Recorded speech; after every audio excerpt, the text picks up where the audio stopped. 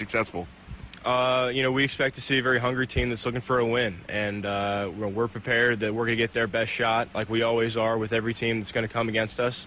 As a defensive line, we just need to play violently. As a defense, we need to play violently. We need to get after them, and I think we've had a good week of preparation to do that. Jack, what are your personal and then team goals for this season going forward? Obviously, last year was a huge, kind of more of a surprise. We all thought we were going to be really good, and there's a lot more expectation on this group. What are your goals for this year? My goals for this year are to be a first-team all-conference player, and I want to be a great leader for my teammates. That means showing up to meetings 30 minutes early. That means coming out to practice, getting the bags out 30 minutes early, and setting an example of what Mount St. Joseph football should be like for all my teammates. That's fantastic, man. Jack, last question. What's your major? What do you want to do after you leave Mount St. Joseph? I'm a health and exercise science major with a concentration in sports performance. I want to be a strength and conditioning coach at the collegiate or high school level after I'm done with college. Jack, no doubt in my mind you'll be able to succeed in whatever you try to do, brother. Thank you for your time. Good luck today. Thank you. Chuck, not only was Jack Tucker very, very instrumental in last week's game, but also Austin Price. Look at him, 107 snaps he played last week against Baldwin Wallace. And he was still ready to go at the end of the game. Well, the thing of it is, the game was, a 3.5-hour game. There was so many snaps, so many incomplete passes, and, just a long game. And when you have all those passes by both teams, you're going to be out there for a lot of snaps. And Austin's been a very, very good and consistent player for us over the last 4 years. Well, as we told you, the Lions are 1-0 coming into this one. Hiram, 0-1. And we'll talk more about the Terriers when we return after this. Take your game to new heights at Mount St. Joseph University, where Division III champions are made. We coach our Lions to become leaders who will win on the field and in their career. With 23 athletic teams and cutting-edge facilities, we are the NCAA Division III university in Greater Cincinnati. Are you ready to compete with the heart of a Lion and become our next champion? Learn more at msjlions.com. Dayton Children's cares about the health of your children. Hi, I'm Kirk Herbstreit. Growing up in Centerville, my parents taught me the importance of being healthy, and now I'm teaching my kids. Childhood obesity is on the rise, but there are small steps that we can take to fight it. Turn off video games and go outside, ride bikes, go to the park, or learn a new dance. Parents, once we get moving, our kids will follow. Get moving! Dayton Children's, experts you trust, caring for the children you love. Dave Mitchell, Chuck Murray, right back here at Schuler Field this afternoon, where the Lions are getting set to take on the Terriers. Chuck, Sean Tejada, their quarterback, went 15 for 29 passing for 125 yards and an interception in their loss to Heidelberg by that final score of 68-14. They did have one offensive touchdown. They had a defensive touchdown, an interception that was ran back for a touchdown in the ball game. But overall, 36 yards rushing is what they had last week against Heidelberg. And offensively, when you look at what they did, just 139 yards in passing offense. They just did not do much offensively with the ball. Yeah, again, we've killed this, that you got to be able to move the football. You got to score some points if you're going to be in games. And offensively, that's just not going to cut it. And hopefully we can defensively come up with some type of performance like that today to hold them down, and because we're going to score. We're going to score. They averaged just 1.5 yards per rush in that game last Thursday night. Yeah, that's tough. Now, I know at the collegiate level they count sacks as rushes, which I don't understand. I never have. That might skew it a little bit, but that still does tell you, like, gee whiz, they really couldn't run the football. If you can't run the football, you're in major, major trouble. Gabriel Hoskins led them in rushing. He had 6 carries for 23 yards in the ballgame. He's a 5'9", 175-pound junior. Anthony Sessi led the receiving corps with 3 catches, 44 yards, and a long of 32. And defensively, Dylan Ballacher had a team-high 10 tackles and a half a tackle for loss. They were able to sack the quarterback only once when Cole Terry notched the lone takedown in the ballgame. So realistically, like I said, Hiram is a program that has been in the rebuilding stage now for about 25 years. And this is one of these games, Chuck, where it could be Alabama, Middle Tennessee, or if you see something happen that could be absolutely crazy in the game, it could be Appalachian State and Michigan. Who knows what this is going to bring about? Yeah, are we going to suffer a little bit of a letdown after a huge win on the road, which, again, arguably is maybe the best road win in Mount history, at least non-conference-wise? Or are we going to be like, hey, last week's in the rearview mirror, this is a separate entity, and let's go get them and let's, kick them right in the butt right from the beginning? Well, and that's what they're going to have to do, because today they're going to take on the Fighting Terriers here at Schuler Field. I'm Dave Mitchell with Chuck Murray. When we come back, we'll tell you what's happening around the Heartland Conference, what's happening on campus, and also we'll have an interview with Coach Hopperton. We'll do that after this. Odyssey now has hundreds of new exclusive music stations for you to discover your new summer soundtrack. Get moving with worthy workouts for a cardio sesh fueled by today's top artists. Hanging with your crew? Throw it back with Picnic Party for old school jams for your cookout. Or sail away with Odyssey's new yacht rock station, Jugger Yacht. For summer barbecues, road trips, or relaxing poolside. Hundreds of new exclusive stations, plus all your favorite local radio stations and podcasts. It's all on Odyssey. For more than a century, Mount St. Joseph University has prepared nursing leaders who serve their patients with the heart of a lion.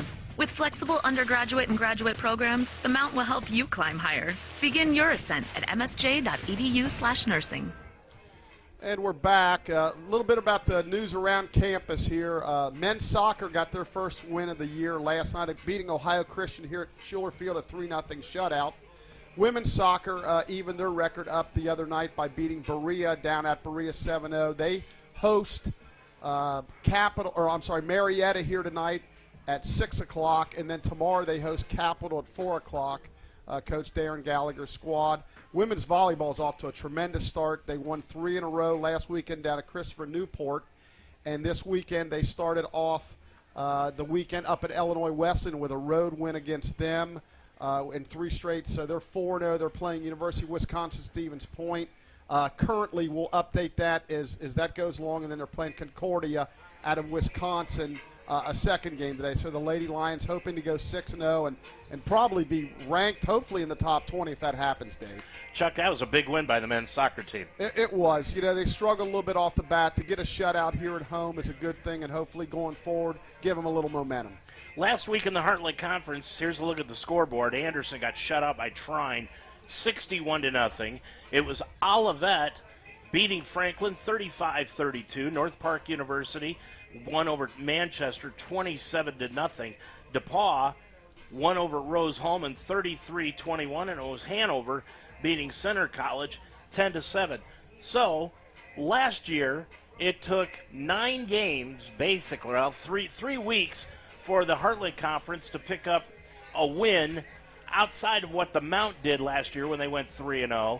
They picked up 1 win in the first week, even what they did last year in 3 weeks. Yeah, last year we talked Manchester, besides us going 3-0, got the only non-conference win, and everybody else went 0-3. That does not help the conference's cause at the end of the year for us as far as, we got in, but the seeding process and everything, when your league is struggling in a non-conference, it sure doesn't help you. So clearly we're going to root for Baldwin Wallace to win the rest of their games, and if we win higher, hopefully can win a few games after us, and clearly if we can beat Hope, and we'd love Hope to go 9-1.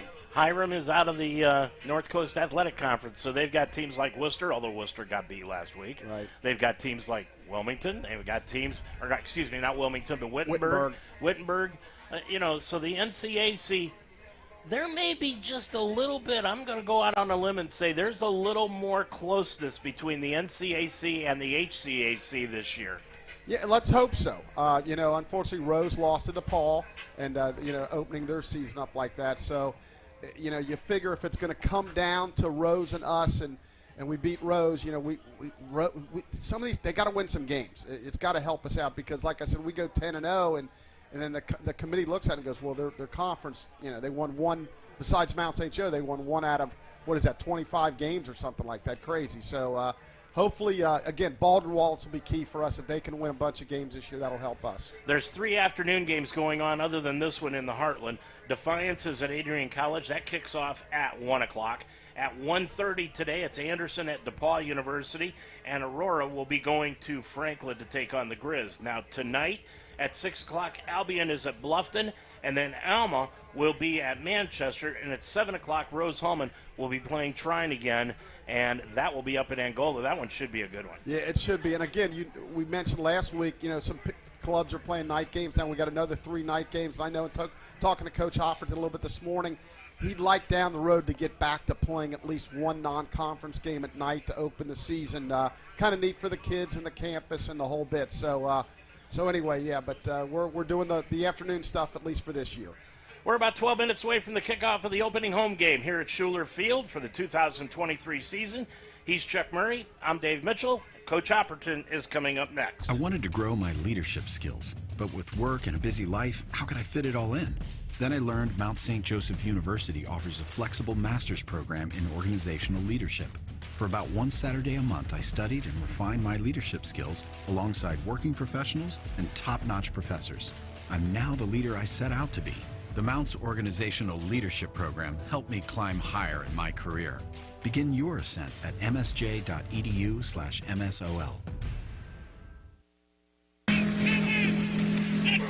Celebrate the soggy shoes and the slow starts. Celebrate the lessons learned along the way.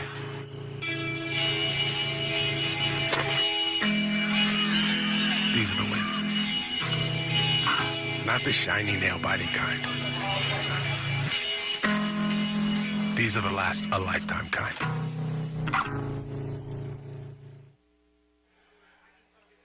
Well, we're just minutes away from the kickoff of this afternoon's opening game of the regular season here at home at Schuler Field. It is a gorgeous day, Chuck. Almost 70 degrees outside. Wind is blowing towards the south end of the stadium.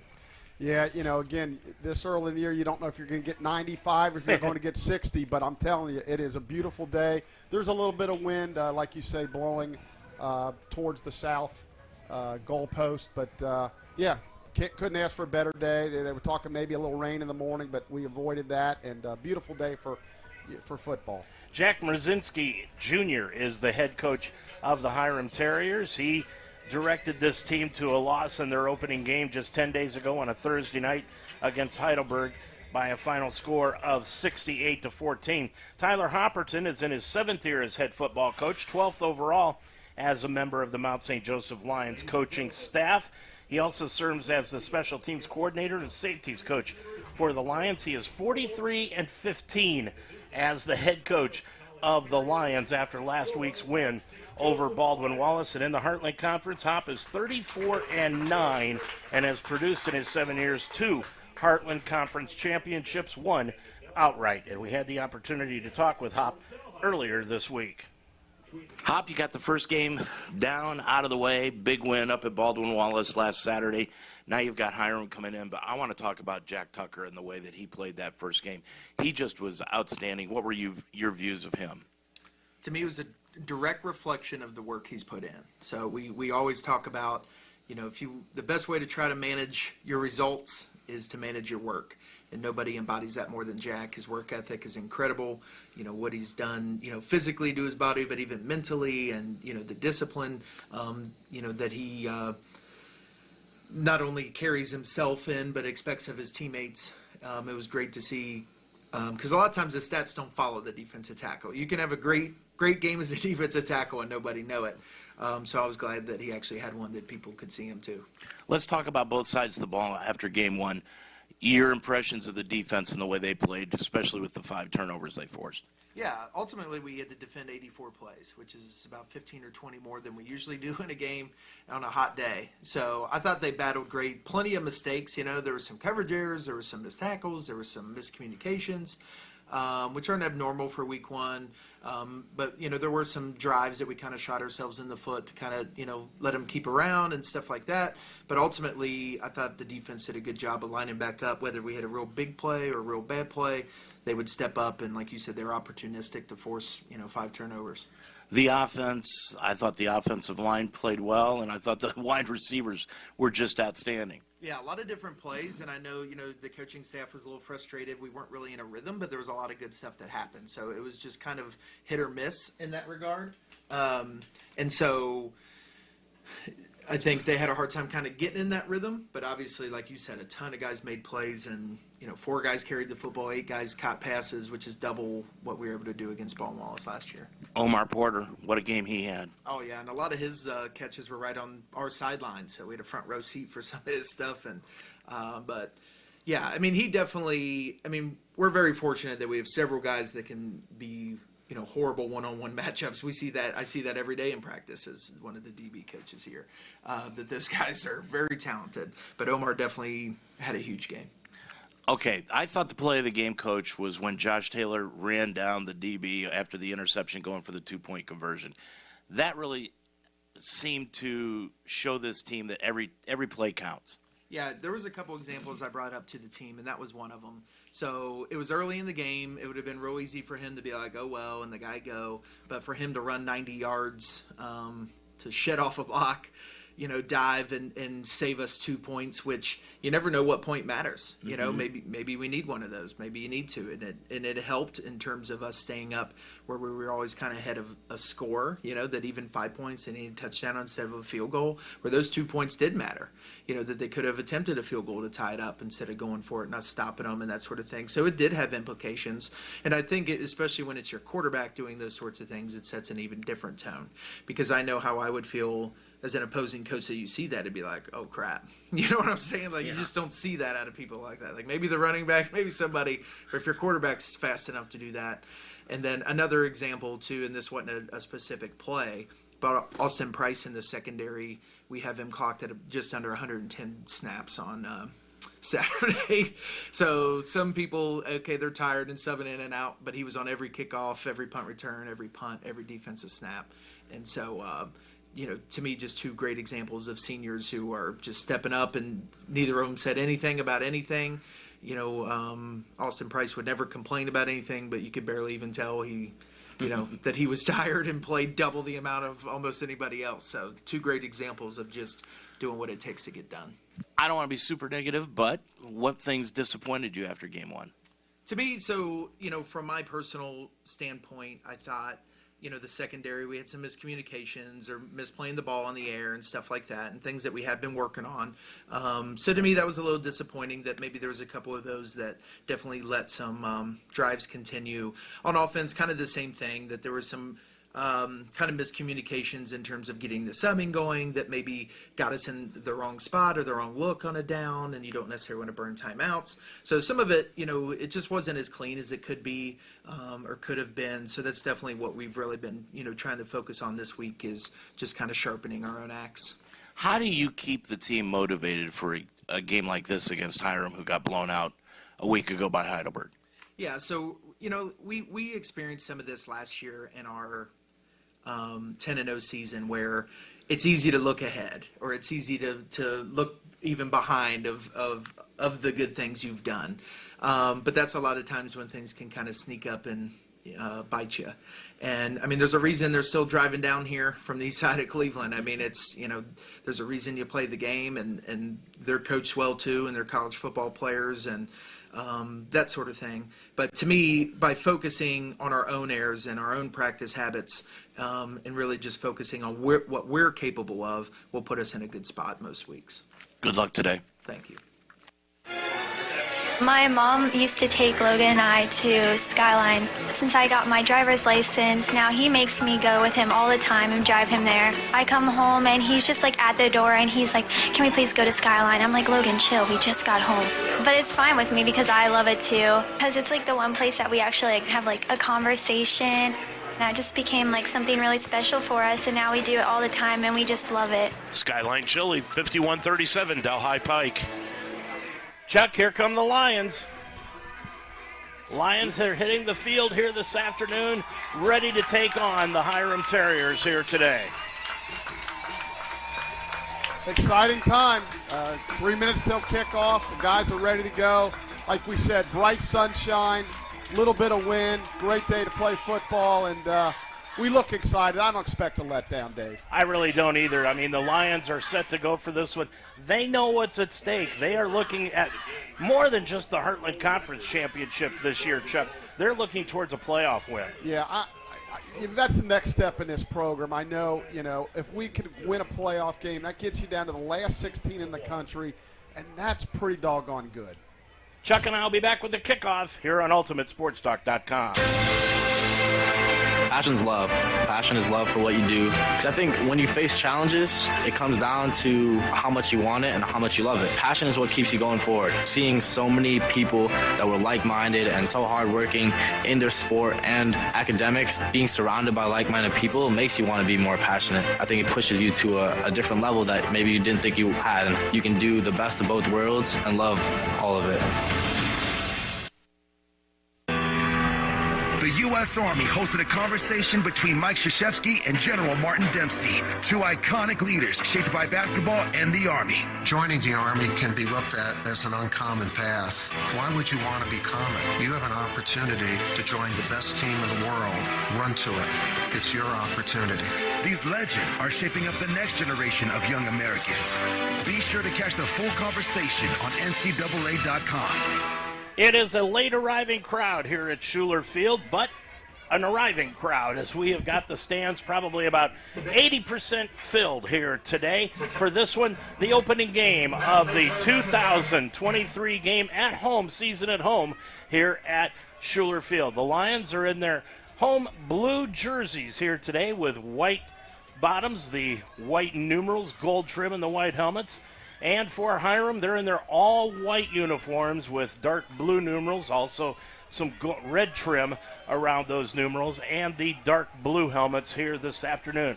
The coin flip has been held, and the Lions won the toss. They're going to defer, so Hiram will take the ball, and the Lions have decided to take the win in the first quarter. And the wind, although the temperature is 71 degrees right now, mostly cloudy skies, the wind really is dormant. You look out there at the flagpole right beside the scoreboard here today, and the flag is hanging limp, but the Lions are going to take the field and kick it off here to the Hiram Terriers this afternoon. Yeah, Dave, just a little bit of wind. Like you say, it kind of comes and goes. It picks up, and then it kind of dies down. Now the north end zone pole's blowing pretty good here, so we'll see. But, yeah, the little bit of wind the Lions will have the first quarter. So Hiram comes out onto the field, and they will have back set to return here today. Ricardo Jimenez, number 2, a 5'9", 150-pound junior, and Bryce Krigel. Krigel is a freshman, 5'9", 170 pounds. He's number 27 on your scoreboard. So, well, let's check out there, and automatically we have changes. They are not the guys that are going to be running back the kickoffs. Tucker Marmash is back set to return for Hiram, and also it looks like Antonio Campbell is back set to return for the Terriers as the clock hits triple zeros, and we are set to get underway here this afternoon. I'm Dave Mitchell with Chuck Murray, and now the referee is staring out at the scoreboard, admiring the advertising that is coming up on there. Now we've got the 15 minutes up, and we're set to go. Well, the HCAC sent out a memo wanting games to start at 12 o'clock, and Dave, we're right on time, so right, it's 12 o'clock, so we're good to go. Farfsing is going to kick it off. He had an excellent day last week. Yeah, Kyle's been really consistent the last couple of years. Pinned Baldwin Wallace back deep a couple of times. Lions will be going from left to right across your computer screen. I'm Dave Mitchell with Chuck Murray. Farfsing approaches the football, and he kicks it off. It's a low line drive kick. It's going to be taken in by the back at the 16, 20, 25, out to the 30 on the play. And Nation, who is the man running it back, number 16, gets a good return of 23 yards out to the 30, and he will send his offense out onto the field. That's Sean Tejada, the quarterback, was 5 of 18 for passing last week. The running back should be Egya Kwalson-Saki. Saki had 9 carries last week, 17 yards. Anthony Brumbaugh will be the tight end. Rakeem Davis-Hereford and Jarius Queen, along with Tristan Mollahan, are scheduled to be the wide receivers here today. Tejada, the quarterback, number 3, and he sets off just to the right of him. Saki, as the ball is on the near hash mark. Lions in that 4-3 defense, and the pass is thrown out to the right, and it is incomplete. Tried to get it to Tucker Marmash, the sophomore, out on the near side, but he threw it just led him just a little bit too far, and it's 2nd and 10. Yeah, good coverage there by Anthony Wright. He was right on him. Would have took a perfect pass. Hoskins into the ball game at running back now for the Terriers. He's just to the right of Tejada. Tejada, one clap of the hands, fake handoff. Tejada's going to keep it around the right side. Got a lot of green across the 35, out to the 37, maybe the 39-yard line where they'll find him, bring him down. 9-yard gain on the play, and it's brings up 3rd down and about a yard, Chuck. Yeah, Declan Brophy, nice open field tackle there. He had a lot of room there. So it's 3rd down a yard. Marmash moves out in motion, dropping back to Tejada. Tejada's going to be hit, throws it out into the flat. Can't get anything on the pass. It falls incomplete just in front of Marmash, who was coming back to try to get it. And with 14:24, it's a 3-and-out for the Lions defense. They'll get the ball on the punt. Yeah, interesting play call there. 3rd and about less than a yard, really, and they drop back to pass. So good defensive stand by the Lions. Hey, with them having nothing to lose, watch the fake punt. Dropping back to punt the football away is going to be Chris Miller, number 31. Miller will punt it away from his own 39-yard line. And you're right, rugby-style kick. We got him. He's going to kick it away. No flag down, although they did drill Miller. And it'll be taken in by Cornell Beecham at the 22-yard line. Cuts to the near side, 25-30, and he'll be pushed out of bounds at about the 34-yard line. Boy, we might have caught a break there. We nailed their punter pretty good. Now, he was rolling out, so it's not a natural punt, so maybe the officials said, well, he maybe could be a runner, so we're going to let that go. 38 yards on the punt, about a 12-yard return for Beecham, and that'll set up the Lions. 1st and 10 at their own 34-yard line with Josh Taylor, the quarterback. We said he was 27 of 51 for 6 touchdowns, no interceptions last week, a quarterback rating of 160.9. You can't get much better than that. That's pretty close to perfect. Taylor, empty backfield. He's got 3 receivers out wide to the far side. He's going to throw it into the flat. Oh, boy. And it's off the hands of Gary Powell, the tight end. Bounced up in the air, but Hiram could not get it to claim the interception, and it's 2nd down 10. Yeah, it literally was right to him. That's just a drop. Offensive line, Colin Kandra at left tackle, Aiden Studeville at left guard, the center, Danny Mabe, the right guard, Devlin Sawyers, and the right tackle, Donnie Jones. Lions averaged 206 pounds across that front line. Hiram in a 3-4 defense. Taylor throws it out in the flat, complete to Pollard, and Pollard across the 40 to the 41-yard line, 6 yards on the completion, and it brings up 3rd down, and call it a long 3. And just a quick out there. Good, nice gain, 3rd and short. Boy, just a nice day for football here today. It really is. 3rd down. Call it 3 yards to go. Ball at the 41-yard line, still in Mount territory. Beecham in the backfield, dropping back as Taylor throws it out into the flat, complete on the play to Joey Newton across midfield and into Hiram territory at the 43-yard line. That's going to be a gain of 14 and a 1st down for the Lions. You know, I'm prejudiced here, but I think he might be the best 3rd down receiver in Division III football. He is clutch. He would be absolutely right close. Yep. If not the best. Taylor throws it out into the flat. Nice catch by Porter. Porter along the sideline on the far side, tiptoes and steps out of bounds at the 35-yard line. Gain of 8 on that one. And the line just coming out there, winging it all over the field. Haven't seen a run yet. Taylor in the backfield. He's got Beecham to the right of him. Ball on the far hash mark. Receivers out wide on both sides. Hand off to Beecham off right side. Across the 35. Breaks the tackle to the 30. To the 25. To the 20. To the 15. To the 10. High steps it into the end zone. Touchdown, Lions! That's a heck of a run by Cornell. He broke probably 3 or 4 tackles. Just pure strength there. They tried to arm tackle more than get him low, and he just bounced right into the end zone. 36 yards on the touchdown run by Cornell Beecham. 13-13 left to go in this first quarter of play. The Lions have jumped out on top 6-0.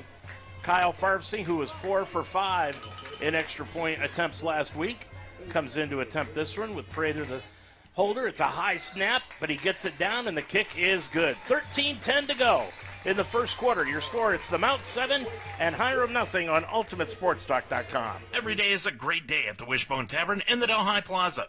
The Wishbone Tavern still serves the best wings and burgers in town, but now they offer brunch on Saturday and Sunday starting at 10 a.m. And for your next event, use the Wishbone Tavern's party room, capable of holding up to 60 people. Contact Nicole for a reservation. With a menu full of fresh ingredients, hand-breaded appetizers, and a relaxed family-type atmosphere, your good time will begin when you walk in the door.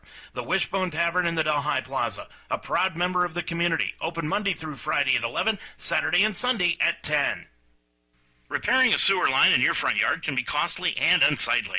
Say goodbye to excavations and unsightly nuances in your front yard by calling Neiman Plumbing for all your sewer repair needs. Neiman Plumbing can repair your sewer line by using their trenchless, no-dig sewer repair. Say goodbye to having to repair your lawn. Neiman's trenchless sewer repair involves installing a liner inside the sewer line to prevent future backups. Call Neiman Plumbing, 513-851-5588 for your trenchless, no-dig sewer estimate, or visit them online, NeimanPlumbing.com. Real quick, Dave, the women's team won the first set, 25-23 lead, 8-4 in set number 2.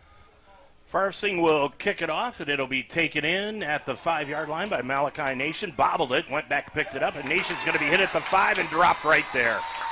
Immediately dropped by Mariano McKenzie on the special teams unit for the Lions. Yeah, I think that would have been a really nice time for Hiram just a fair catch that to get it on the 25, but looking for the big play, dropped it, fumbled around. Now we got him pinned inside the 5-yard line.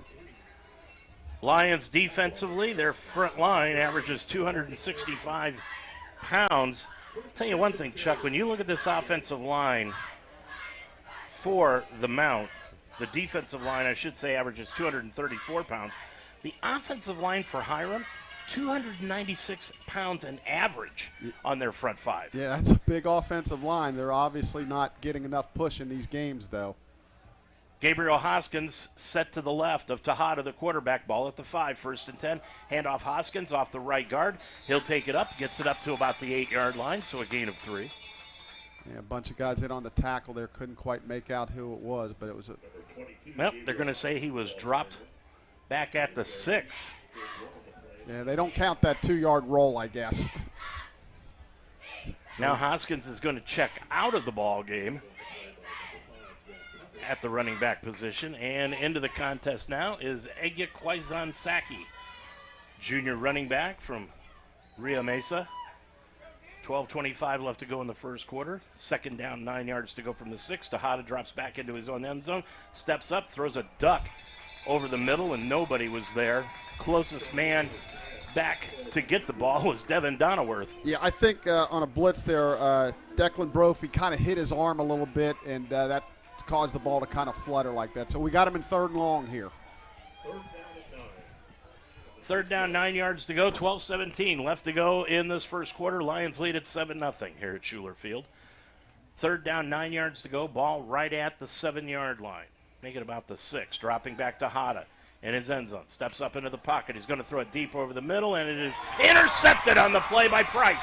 Price intercepts it at about the 38, runs it across the 35 to the 33, and Price picks up the interception, his first of the year for the Lions. Yeah, that was really not a good pass. It was double coverage. He really wasn't open. Tried to force it in there, and Austin basically playing center field back there, makes the interception, sets up the Lions' great field position. So the Lions will take it over at the Hiram 29-yard line with 12:06 remaining.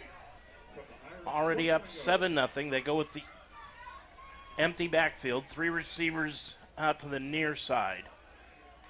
The short side is the far side. Dropping back, Taylor has to run out of the pocket. Looks upfield, rolling to his left, throws it over the middle. It is complete to Porter at the 15. He'll skip out of bounds inside the 15 at about the 10-yard line. Yeah, there was a corner blitz off Josh's left side, and he avoided it, spun out, and hit Omar wide open down the far sideline. About 18 yards on the reception. Taylor 3 of 5 passing for 31 yards so far in this game. Mariano McKenzie into the ball game. He's in the backfield for the Lions. 11:45. Fake handoff, and the pass is going to be thrown into the end zone to Pollard. Went up with it and incomplete. Nice defensive play by the Terriers on the cornerback play right there by Gabriel Lawson. Make it Tavanta Rivas. Yeah, he was right with him. Really good defensive play. So we're second down. We got the long 10 to go. We're second and goal from the 10. Devin Holtz into the ball game at the running back position now. Second down. Call it 10. Holtz going to get the handoff around the right side. Cuts to the 10. Flag on the play, and he's upended. Yeah. Right at about the 9-yard line by Hiram again. Rivas. My guess would be a hold on us. Rivas led the team in tackles last week. He had a nice job, and he also had 1 interception in the ball game. We're waiting for the officials to sort this out, but I would assume they threw it in the area of holding. And now we'll get the call. Yeah. Well, we won't get the call. Yeah, we got a big vibration, but they're walking back, Dave, so it's probably holding. I hope that wasn't me turning up the mic. Nope, it's not me. Yeah, they better get that fixed. We can't live with that all game. That's better. All right, so the hold against the Lions takes them back to the 20-yard line. And it'll bring up second down, goal to go for the Lions. But this time it's back. They're going to mark it just inside the 20 at about the 19. Now it's McKenzie in the backfield for the Lions alongside Taylor. Ball in the center of the field. Receivers out wide on both sides. Trips to the near side. Taylor drops back. Good pocket. Looks into the end zone. He's got a receiver, but he overthrew Austin Brock tremendously. He was wide open by about 5 yards, Chuck. Yeah, Austin turned their cornerback around. He did a 360 and lost him. He was open. Josh just overshot him. Third down, goal to go for the Lions. Good route. Good call. Just missed him. 11-17 left to go in this first quarter of play. Lions lead at 7-0. They're knocking at the door again.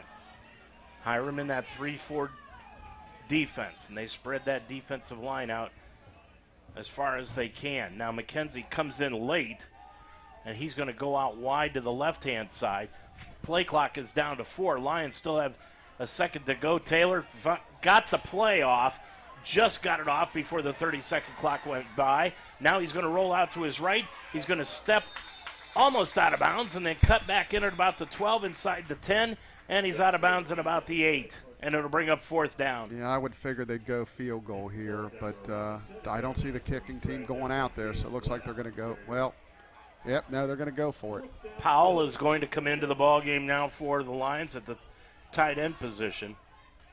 And Eli LaFrange will also come in, so the Lions will go with a 2 tight end set. It'll be fourth down, the ball at the 8-yard line, and it's goal to go. Yeah, Hiram did a nice job defensively in the secondary there. Just Josh couldn't find anybody, tucked it up and ran, got what he could. Lions are going to roll the dice here. Beecham in the backfield. Porter's going to move in motion to the line. Stops near the line. Fake handoff to Beecham. Throws it into the end zone to Powell. Touchdown, Lions! Really nice play fake there by Josh. Gary wide open in the flat. I think the thought process was if we don't make it, we got him pinned inside the 10. Instead, they roll the dice, get the 6 and hopefully 7 here. Nice play. Gary Powell with his first touchdown catch of the season. And the Lions with 10:22 to go in the quarter lead at 13-0. Coach Coral really designing some really good plays here. Lions, again, getting somebody into the ball game late, but the play clock has just now hit 15. So they've got plenty of time. Prather will hold it for Farsing. Last time the snap was high. That's a good snap. And Tyler gets it down. The kick by Kyle is up and good. 10:18 to go in this first quarter. Your score.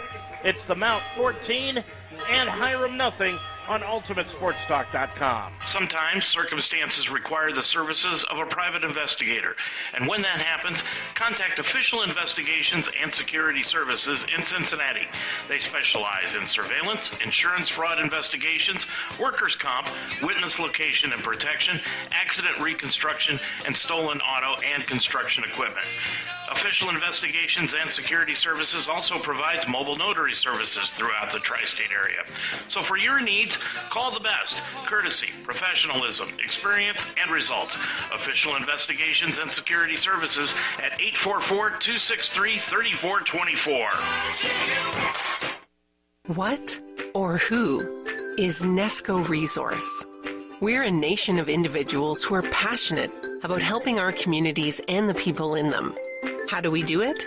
We find companies that need staff and we match them with talented people to do great work. With so many openings in your area, we can help you find the right fit for your schedule, for your skills, and for your life. With Nesco, you're closer than you think to your next opportunity.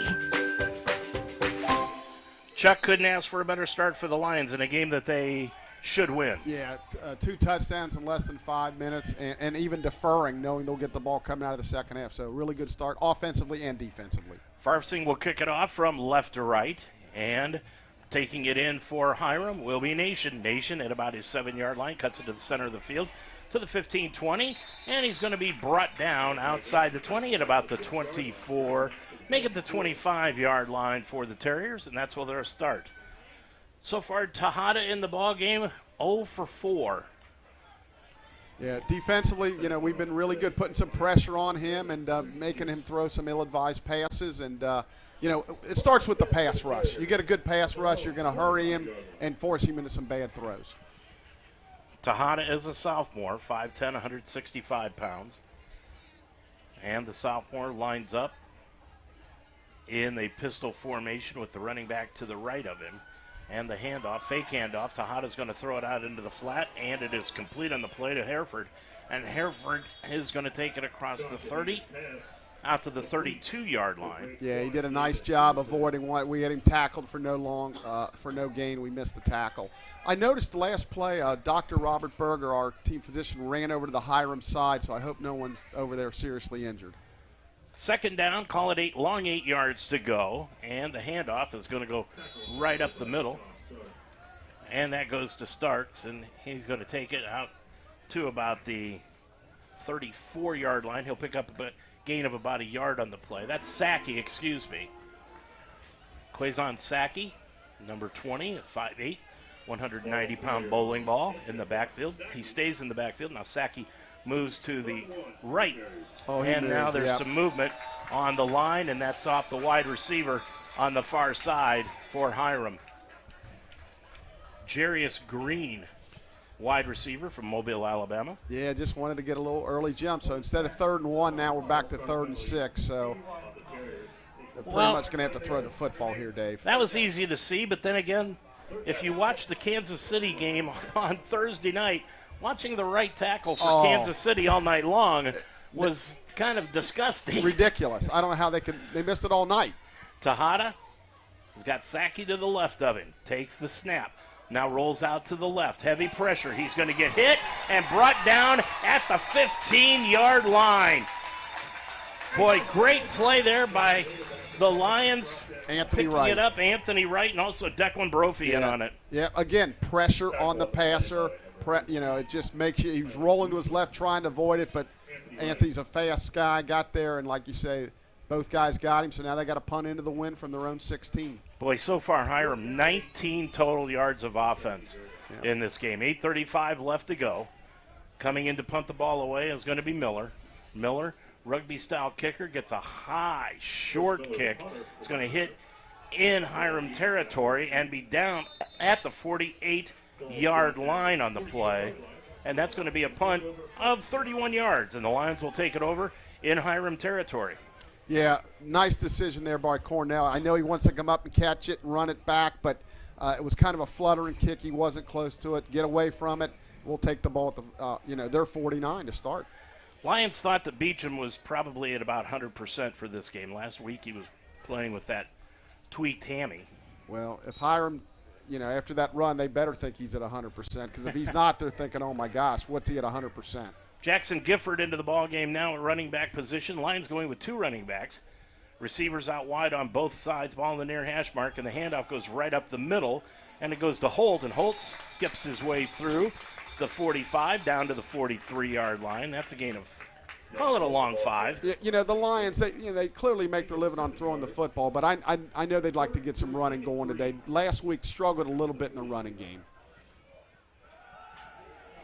And the handoff goes around the right-hand side, close to a first down. That's Gifford.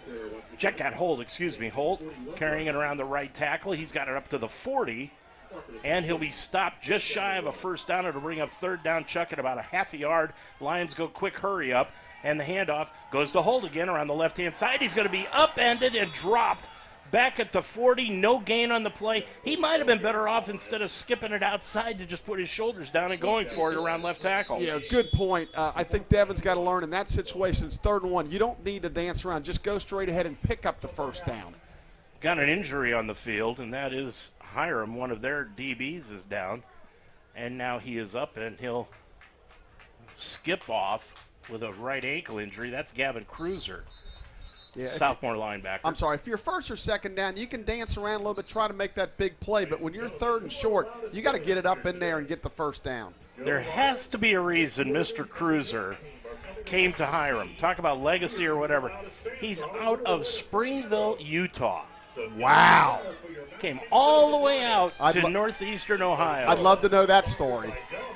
7:27 left to go and running. Lions. Quarterback draw. Quarterback, I would think. could be a quarterback draw. Yeah. Or maybe just trying to draw them off. Play clock is down to 25. They've got a lot of time on that play clock. Taylor, they're going to snap it. He's going to throw it out into the flat, complete on the play. That's to Joey Newton at the 35, and he's going to be dropped at the 31-yard line. First down for the Lions on a gain of 9. Yeah, it's a lot of confidence right there in Josh and Joey to make that play, because usually 4th and a yard, you're going to hammer it up in there. So first down, Lions. 6:58 left to go in the first quarter. Lions leading at 14-0. Snap to Taylor. Throws into the flat, complete to Ari Turner, and he's going to be dropped at the 22-yard line. That's a gain of about 8 on the play.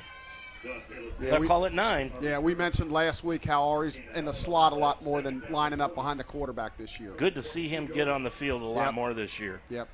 Taylor, empty backfield. 3 receivers out wide to the left, 2 out to the right. Taylor looks to his right, throws it out to the right, complete to Zane Dine, and that's going to be complete at the 18-yard line and enough for a first down after a 4-yard pass completion. Yeah, Josh is really sharp. He just missed the one throw, but other than that, he's been on the money.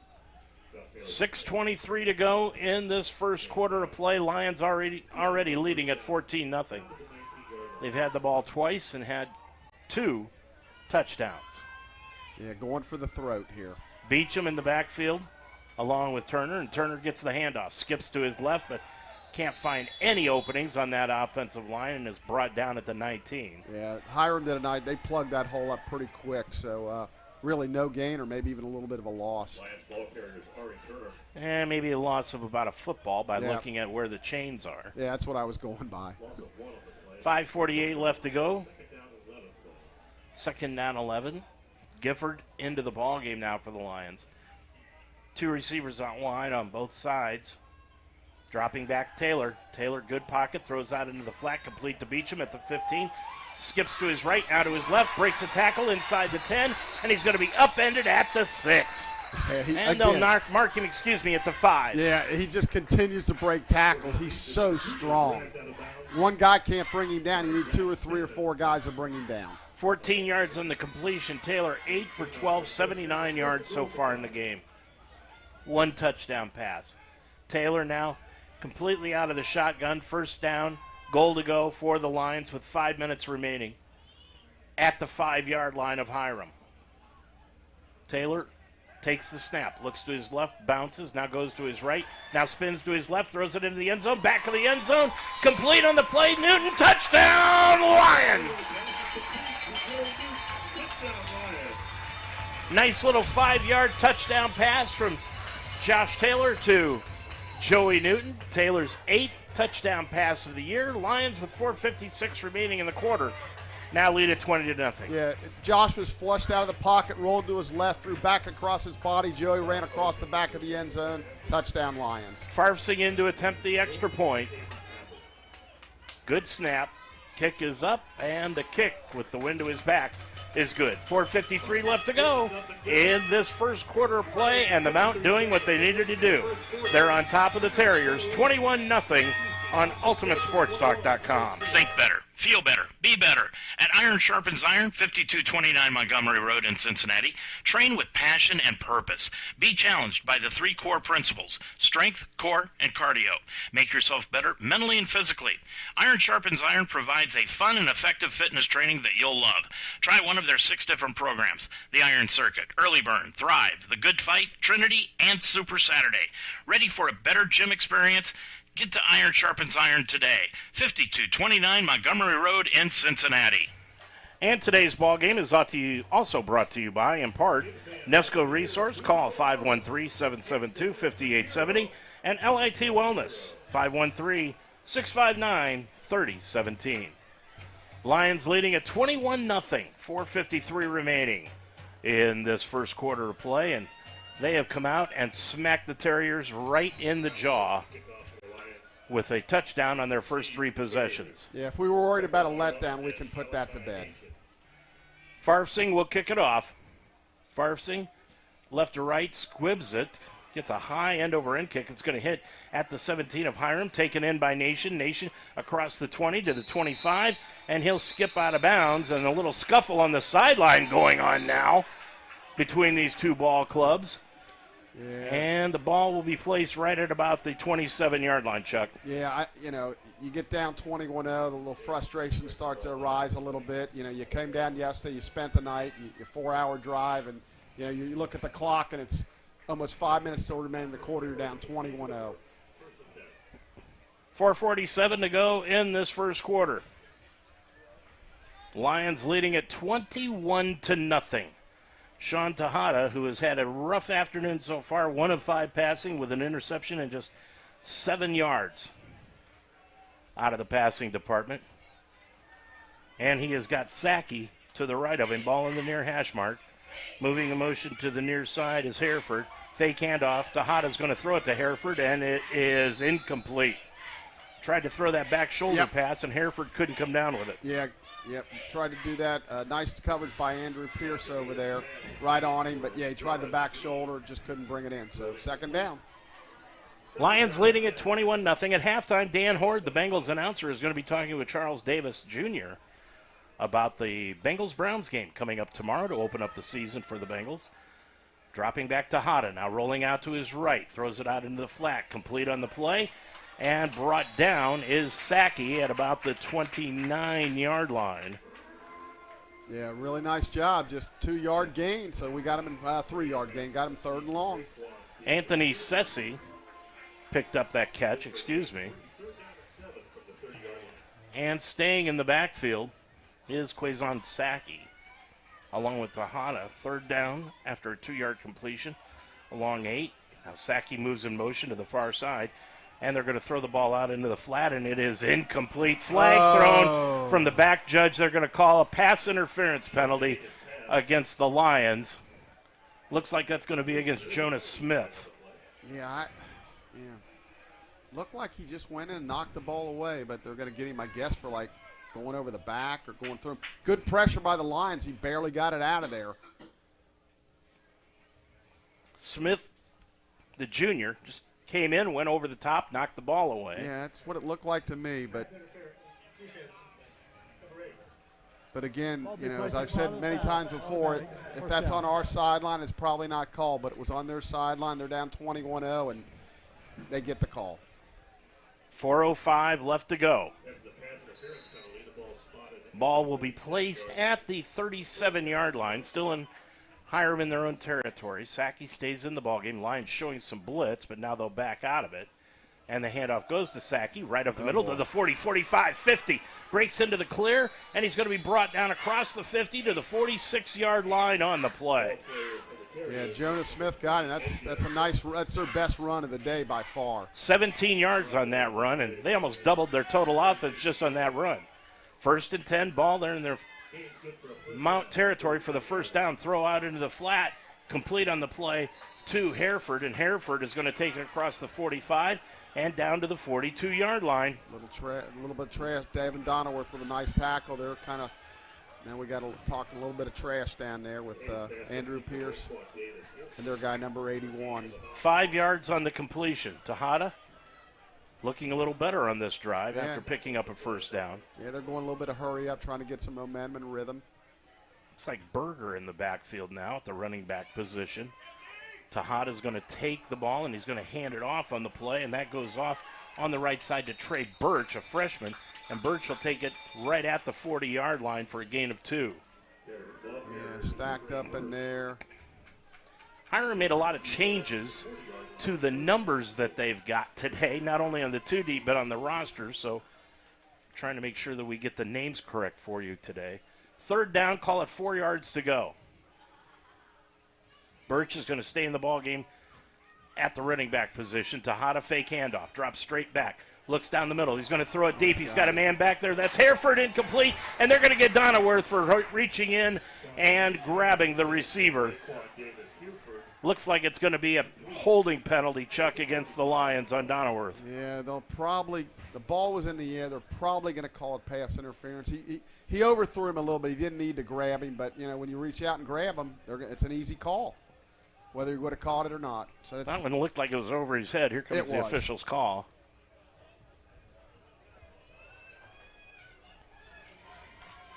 If he can ever find the on-off switch. Pass interference. Defense, number 1. Oh, they called that on Austin Price. Previous spot, automatic first down.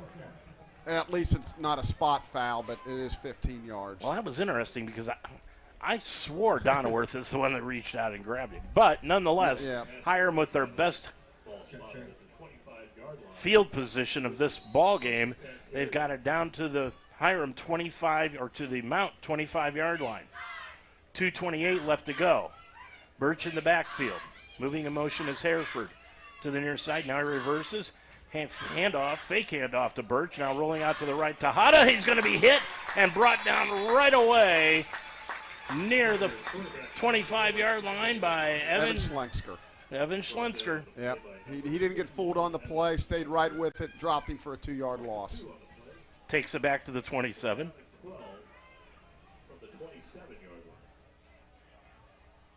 Be 2nd down, 12 yards to go. Hereford comes out slot to the left-hand side. Coming out wide to the left is Jarius Green, a senior, 6'1", 192-pounder. 2nd and 12, handoff. Goes off the right side to the 10, 15, 10, 5, and upended and brought down at the 2 is Quazon Saki. Boy, he made a nice play, 20-yard gain, and Hiram knocking at the Lions' door. Yeah, we've had some breakdowns defensively on this drive. That was a nice hole there. He popped it and almost took it in. Boy, this is a confidence-building drive for the Terriers. Saki staying in the ballgame to the left of the quarterback, Tejada. Handoff Saki. Hands off the right side. Gets it near the goal line. There's a scrum. And the officials will mark him down just shy of the goal line. Boy, he looks like he's inside the 1. And we're down to 1:25 in the quarter, so. Lions leading it by 3 touchdowns, but Hiram trying to cut that lead. Yeah, Dave, the nose of the football's almost touching the goal line. Almost touched, yeah. Saki stays in the ball game. Tejada with the ball on the far hash mark. 2nd down goal. Handoff Saki takes it into the end zone for the score for the Terriers, and they cut the lead now to 21-6. Yeah, you know, give them credit. They had a nice drive. They were aided by a couple pass interference penalties that really weren't necessary. But nice drive by Hiram, kind of gets them back in the game a little bit. Saki taking it in for the score, and for him this year, that is his his first touchdown of the season. Excuse me. Coming in to attempt the extra point is the kicker Chris Miller, doing double duty for the Terriers, punting and kicking. Good snap. Kick is up. High end over end kick. And it's good. 1:04 to go in the first quarter. Your score from Schuler Field. It's the Mount 21, Hiram 6. Make it 7 on UltimateSportsTalk.com. Is your business ready to increase productivity while transforming health outcomes and lowering health insurance costs? I'm Tanya Fosnack-Jolliffe, founder of LIT Wellness Solutions, where we're helping companies ignite a safer and more productive workforce while improving health outcomes through intentional lifestyle as medicine solutions. Visit litwellnesssolutions.com today and let us help your company change how you view wellness programming. All right, Dave, a quick update on volleyball. Boy, they win a nail-biter in the second set, 26-24. So up 2 sets to love against Wisconsin-Stevens Point. Third set is tied 3-all and early on there. Well, that was a really good drive by the Hiram Terriers. It was aided by a couple of penalties, Chuck, but nonetheless, that might be the best offensive series that they've put together this season. Yeah, because I remember from the pregame you mentioned, one of their touchdowns last week was defensively. And, yeah, they had a couple nice plays. Like I said, we aided them on a couple penalties, interference penalties, but they did a nice job. So we got to answer the bell. Lions leading at 21-7. Minute 4 to go in this first quarter of play. And it will be Chris Miller who will kick the ball away. Ari Turner is back set to return with Cornell Beecham. They had a good day returning kicks last week, and it's a good high end-over-end kick that Beecham will take in over his shoulder at the 4. Cuts to the middle of the field, 10, 15, 20, sees a seam to the 30, 35, 40. He's into the clear, 50. Stutter steps, breaks a tackle at the 45, 40, and he's going to be gang tackled and brought down at the 36-yard line. That's a 60-yard return for Beecham on the kickoff, and the Lions are back in Terrier territory. He is the Devin Hester of Division III football as far as returning. Every time he touches it, he can go to the house. He sets up the Lions in Hiram territory on the 36-yard line. Boy, that is some high praise, Mr. Murray. Well, I don't think I'm exaggerating there. He is extremely dangerous when he touches the football. Lions will start out at the 36-yard line of Hiram. Mariano McKenzie into the ball game now at the running back position. Lions with receivers out wide on both sides. Pollard to the near side, the single set receiver. 1st and 10, fake handoff, dropping back Taylor, looks to his left. He's going to go for it all into the end zone. He's got a man clear in the open, and he couldn't come down. He did come down with the ball, but it was on the back end of the end zone, and he couldn't come down inbounds. Yeah, it was a heck of a throw. Brock. Yeah, just let him just a little bit too far. A little bit of pressure at the end. And, boy, heck of a throw. Just went off his fingertips. Couldn't haul it in. And I expect the Lions to throw here with the wind here and to try to get as many plays as they can before they have to switch into the wind. Yeah, the wind kicking up just a little bit here at Schuler Field. At the backs of the Lions, Powell is back into the ball game, tight end left. Porter at the right side. Handoff McKenzie right up the middle to the 35-30 to the 25. Bounces off a tackler to the 23-yard line. 13 yards on the play for Mariano McKenzie. And it's a first down for the Lions. They'll go hurry up. Ball at the 23 of Hiram. 20 seconds to go in the quarter. Lions lead at 21-7. Taylor drops back. Looks to his right. Now rolls out to the left.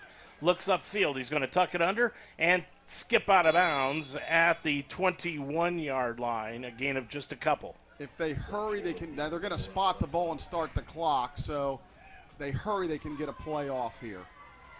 13:08. 13.8, I should say, left in this first quarter. We're catching a break. They didn't start. Now he's going to start it. No, he's starting the play clock. If you go out of bounds anymore, it's 2 minutes in the NCAA in each quarter. Is when the clock stops. Porter out to the right-hand side. Brock moves in motion to the near side. McKenzie to the right of Taylor.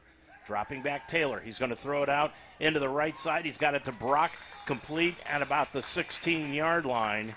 That's a gain of, call it about 3 on the play, and that's going to end the first quarter of action from Schuler Field. Lions will be going into the wind. They'll be going from right to left.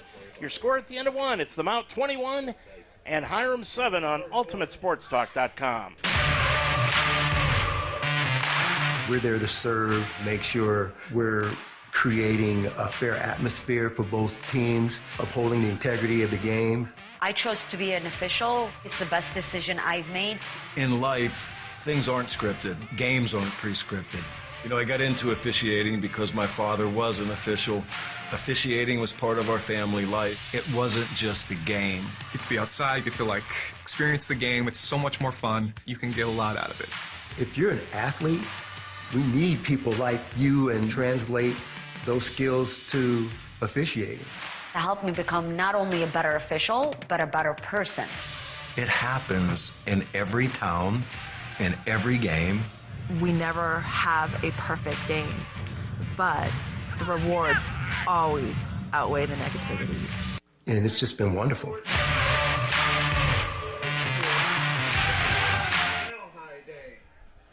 Good first quarter, Chuck. For the Lions, they lead at 21-7. Yeah, pretty much did what they wanted to do on offense. Defensively, they were really good the first few series. Had a couple breakdowns on that last Hiram drive, but then Cornell has a great kickoff return, sets us up. We're 3rd and short here. Ball marked at the 16-yard line as they are celebrating Delhi Day here today at Schuler Field. Yeah, I would think the officials would hold this up until he's finished talking, but they're not. No. That's not a good, they should have waited. Common courtesy, Chuck. Yeah. Common courtesy. 3rd down and 3 yards to go for the Lions. Taylor looking things over. 14 on the play clock, looking things over. Yeah, the officials didn't get the memo here. Yeah. Taylor may be waiting for it. Now he takes the snap on the first play of the second quarter. Complete to Pollard at the 10. Breaks a tackle. Spins to his left. He's going to struggle down to the 6-yard line, but he's got the first down on a gain of 8. Yeah, another big 3rd down conversion by the Lions here. Sets them up 1st and goal. Who's battling Ewing sarcoma. And in recognition of your 21-7, Lions lead it. His medical expenses. And whereas Mount St. Dave, this is very unusual for this to be going on while the game's going on. Absolutely. I've never really heard of this before. First down, goal to go for the Lions at the 6-yard line. Dropping back, Taylor. Taylor's going to roll to his right now. He's got a lot of room. Going to throw it into the end zone. Ball knocked free and out of bounds by Hiram. He kind of took a little bit of a gamble there, kind of tried to get in a tight window. Had a little room to run, but I know Josh is trying to not run as much, only when necessary, so because we want to limit the hits. Delhi Day at the Mount in Delhi Township. This is adopted by your Delhi Township Board of Trustees. Honorable Mike Davis, Honorable Rose K. Sturts, Cheryl A. Seavey. This should have been done at halftime. Yeah, this is bizarre. 2nd down, goal to go for the Lions at the 6. Fake handoff. Taylor's going to throw into the end zone. Touchdown, Lions! Yeah, a little back shoulder there, Dave. Omar Porter yep. with the catch, and the Lions have jumped out now 27-0. Porter with the catch. That'll be his 3rd, make it his 2nd touchdown catch of the season. Yeah, really nice throw there. Back shoulder, pretty good coverage. Those are just tough patterns to defend. Single coverage, back shoulder, that's tough on the defense. 14-13 to go before halftime, and Farsing will come in to attempt the extra point. Good snap, kick up, and the kick is good. 14-11 to go in this first half. Your score now from Schuler Field. It's the Mount 28, Hiram 7 on UltimateSportsTalk.com. This is Dave Mitchell for the George Nikias Agency. George continues to enjoy working with all of you and helping to customize an individualized program on Medicare supplements or Advantage plans. George can simplify the process and help you get into the type of coverage you need. Don't leave your future to chance. Make sure you're covered financially and physically. The George Nikias Agency, serving the community since 1986. Call George Nikias today at 513-733-1255 or stop by the website georgenikias.com. The George Nikias Agency, reliable, respectful, and responsive service.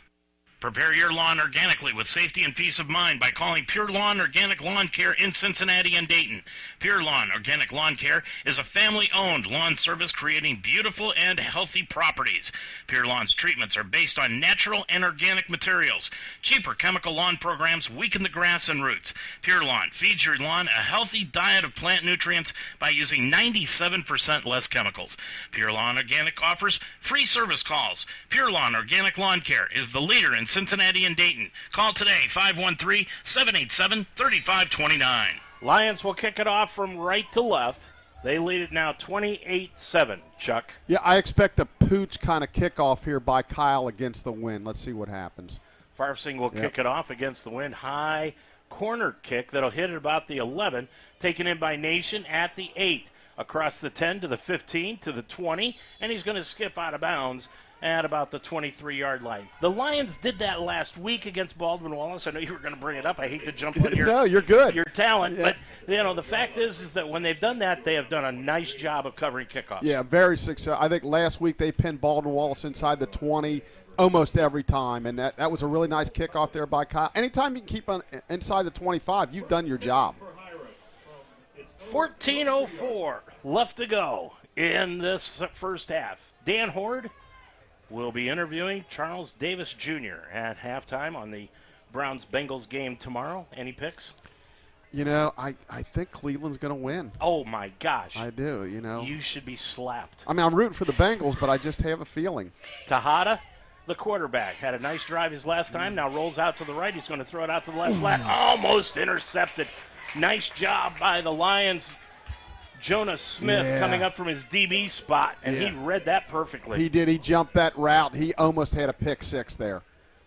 Typically, when a quarterback rolls right, he's going to throw right. It's tough for him to throw back across his body. So he read that really well. Almost had a pick six. So it'll be second down and 10 yards to go. Ball at the 23-yard line. 14 minutes exactly to go in the first half. Into the ball game now for Hiram is another running back.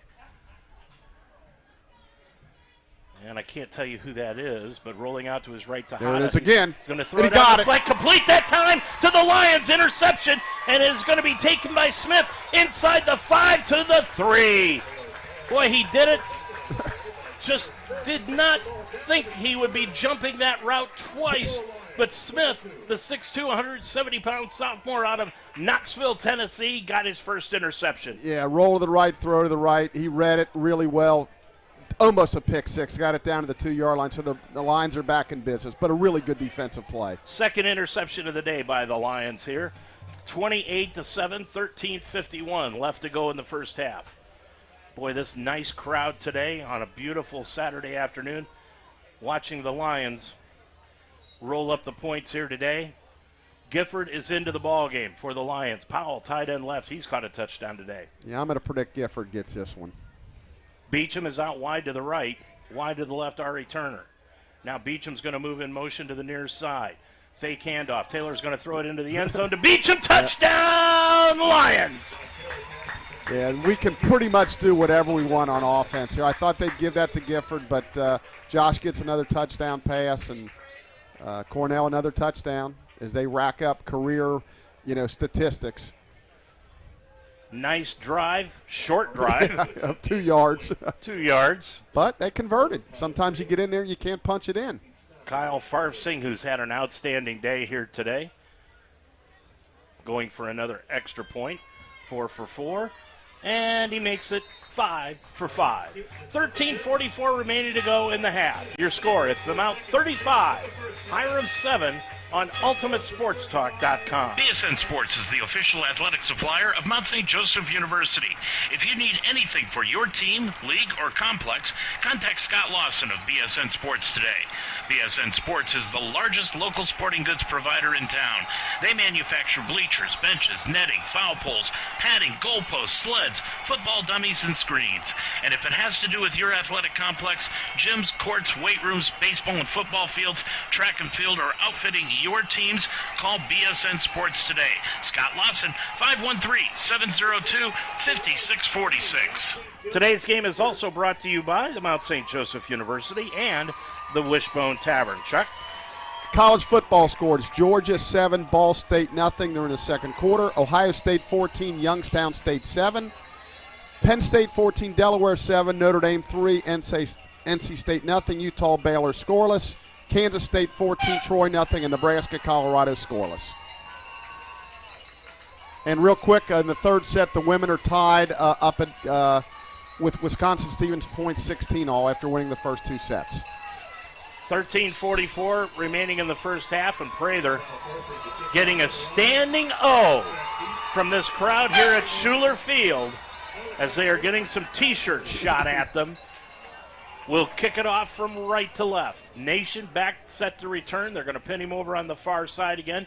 Nation takes it in at the 10, bobbles it, picks it up at the 10, cuts it to the right, now to the left of the 15, 20, 25, and he's going to be bumped out of bounds at about the 28, 29-yard line. A return of 19 yards. Tell you what, that kid's showing some talent out there. Yeah, he does. He's got some skills.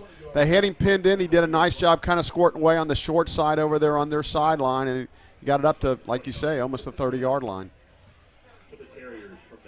Chuck Hiram will be there next year. This is a 2-year arrangement. Yep. I'm talking to Coach Opperton that we'll be playing Muskegum, a 2-year deal, Hiram, a 2-year deal, and then he doesn't know who we're going to play next year. It's not going to be Hope. It will be somebody out of the Michigan. Muskies. Moving in motion to the far side, Hiram puts a man in motion, and the handoff goes off to Sackey, and Sackey will take it off the left-hand side for a gain of about a yard. Looked like Lucas Bowling there, number 41, got him. When you look at this offensive line, we told you they average just under 300 pounds, but their left guard is 300 pounds, and Devin Follier. Derek Hurst, the center, 310, and their right tackle, Donovan Mills, is 318. Well, if you remember last week, Baldwin Wallace was big like that too. The Lions just took care of it with their speed on that line.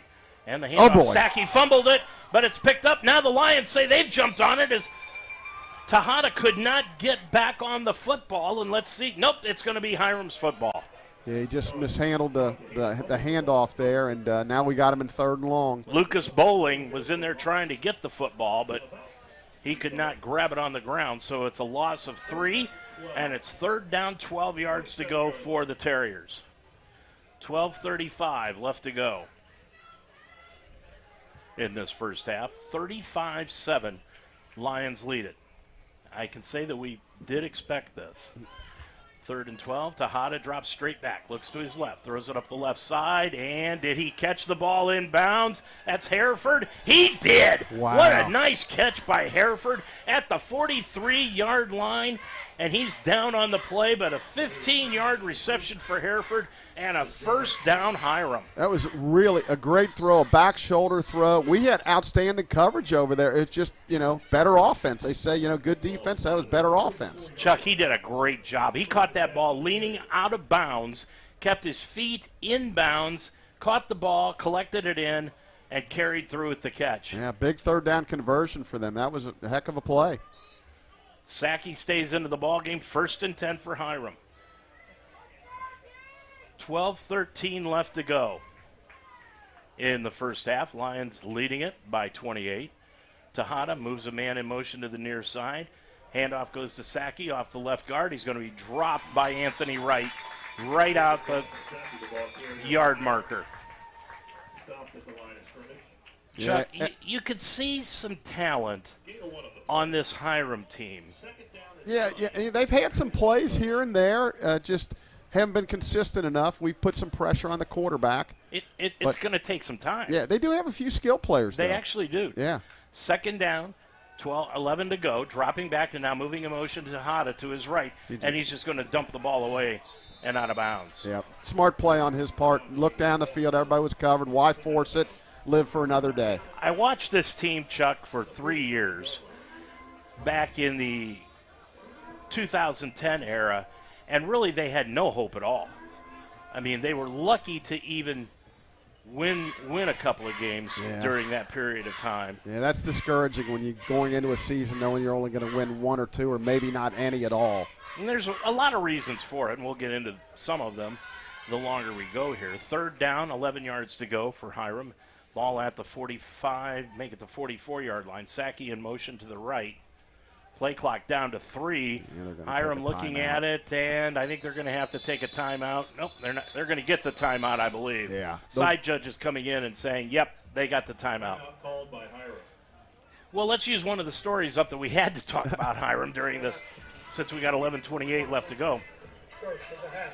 Back when they were good in the 80s, it was one of the reasons was the Cleveland Browns had their training camp at Hiram, which is about 35, 45 minutes outside of Cleveland. So Art Modell used to take the Browns out there to train. So everything was top-notch. The dorm rooms were top-notch. The weight room facility was top-notch. Everything was top-notch. Then the Browns built the facility just away from Baldwin Wallace in Berea and moved away from Hiram, left everything there, but everything has aged. It's just not, and plus the fact where Hiram's located, there really is nothing to do. I'm going to tell you right now, you're going to think I'm nuts. There's one thing to do in that town, and that is go to the bowling alley for either dinner or bowling, and that's it. Well, Dave, I already think you're nuts. Yeah, so. That's true. But that's all there is to do when you're there. Tough selling point. It is. Tough selling point. 11:28 left to go, but this team seems to be coming around. Marinsky doing the job. Tejada's going to drop back. He's going to roll to his right. Got a good block. Throws it upfield, and it's almost intercepted by Price.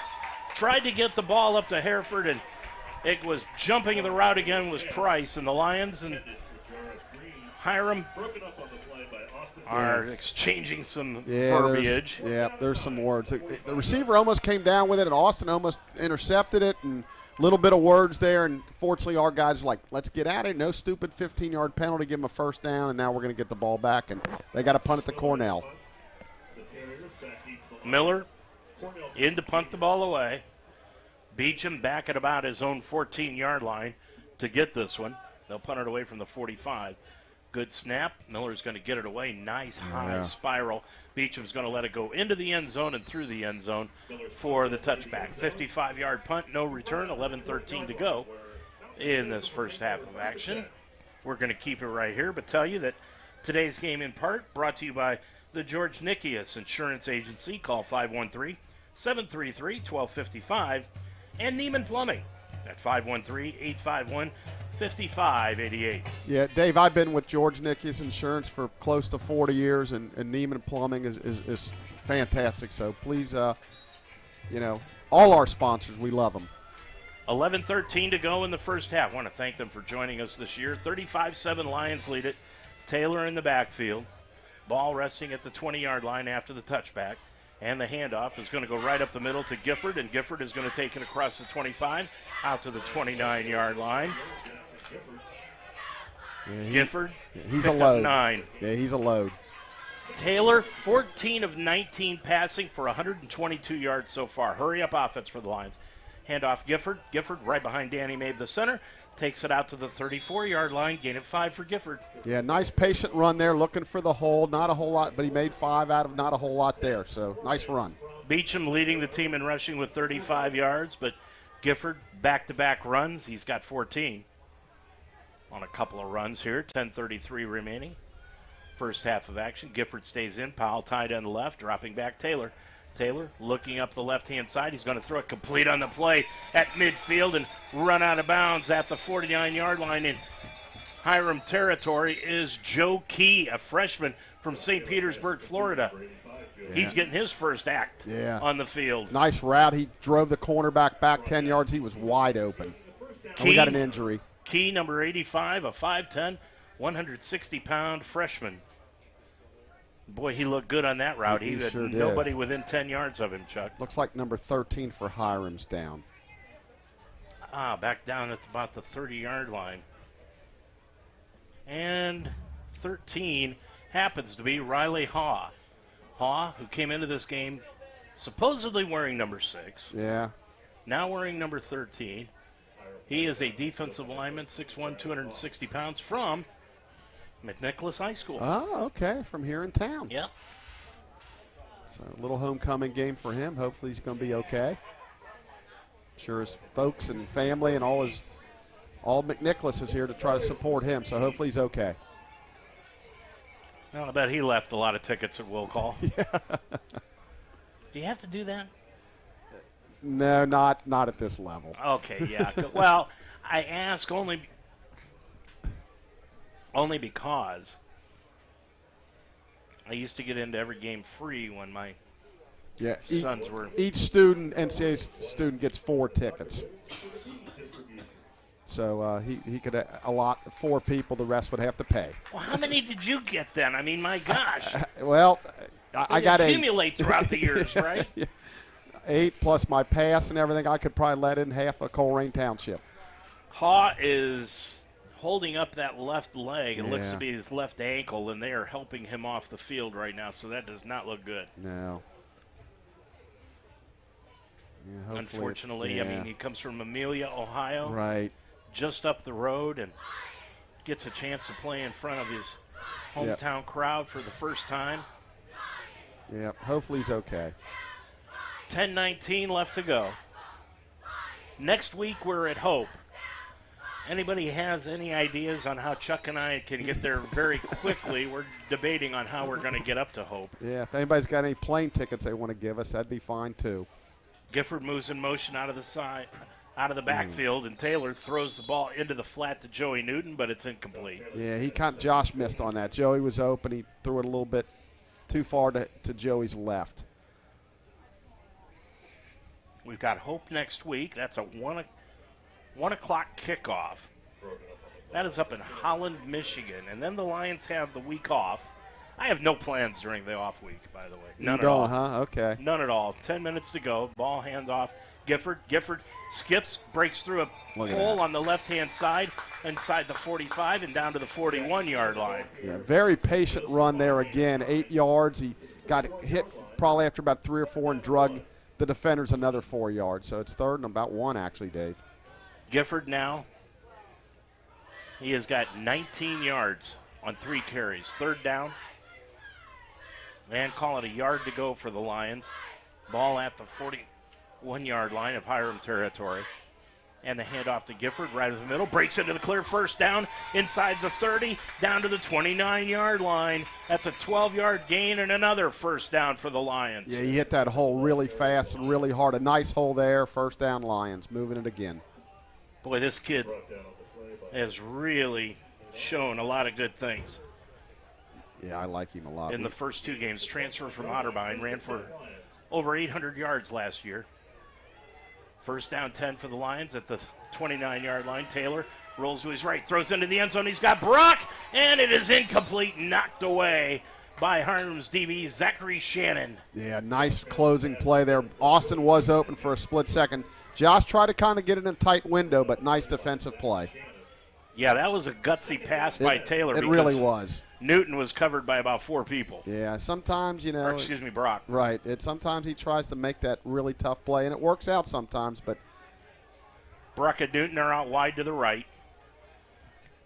And out wide to the left is Joe Key, dropping back. Taylor looking Key's way. He's going to throw it into the end zone and overthrew him by 5 yards. Yeah, he was open. Josh knows he missed that one.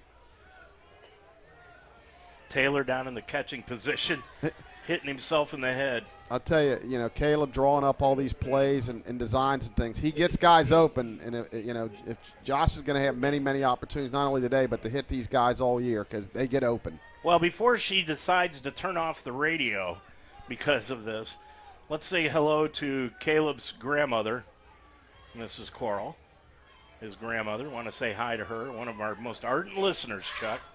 9 minutes to go in this first half. Moving in motion, Zane Dine, fake handoff.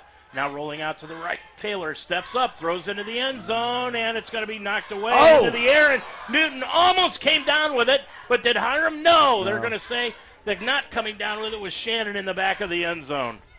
Ball was deflected up in the air and looked like Newton had a shot at it, and then Shannon jumped in and knocked it away. Yeah, he did again. Those long throws down the field, that's tight coverage, and it looks like 4th down. We're going to go for it, which makes sense because too far for a field goal into the wind. It's one of them I think we could have just ran it down their throat, but we decided we're going to throw it around here. Now Taylor looking over to the sideline. We're not going to take a break at the end of this if they don't make the 1st down. I want to talk to you about this. They're going to have to call timeout, 1 on the play clock, and they get the timeout. Now they will. Let's bring it up now. Okay. Why not go for the field goal? I mean, let's say, for example, worst thing that can happen is it gets blocked. They run it back for a touchdown. You're still up 35-14. But why not give Harv Singh the opportunity to make a field goal like this? You might need something like this down the road. Well, I agree basically in principle what you're saying. I think the thought is, and this should have been determined in pregame, against the wind, can he get it there from 46 yards? And I guess their thought is no. But generally, I agree with you. When you get in games like this, you need to try different things. So when you do get in that tight game, they've experienced it before. But my guess is, Kyle, I know we kick at the opposite end, but he should have kicked this way to determine, hey, I just can't get it there into the wind or whatever the case may be. So you think they may have already talked to him about what's your distance today? Well, if they didn't, they should have. That's always, always before the game, coaches do that. Coach might talk to the special teams coach, but as in this case, Hop's the special teams coach, so he would know that. I mean, if he wouldn't make it, Hiram would get the ball at the 29-yard line. Right, which wouldn't be awful. No. But because if we don't make it here, they're probably going to get it at the 29-yard line anyway. Right. But that would be my guess. They just don't feel like he's got the leg to get it from here against the wind. We're lucky again, and I'll tell you why here in a second. 9:03 left to go. Dropping back Taylor on 4th and 10. Rolls out to the right under a heavy rush. Directing end zone. He throws it over the head of Pollard, incomplete. Boy. And Pollard that's Ari Turner, and Ari Turner got drilled at the end of that play, but the Lions are going to turn it over on downs at the Hiram 29-yard line.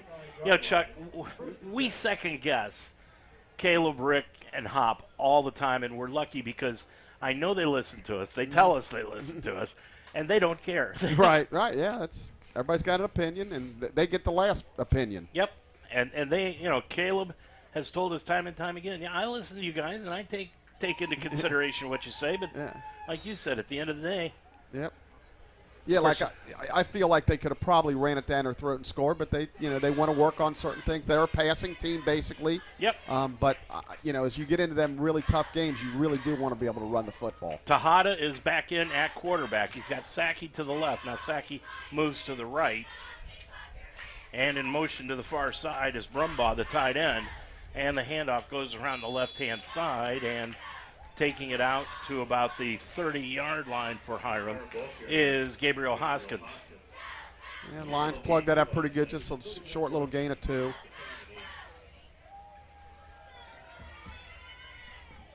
Brumbaugh lines up tight end left. Receivers out wide on both sides. That's Hereford out wide to the left-hand side. Hoskins still in a running back.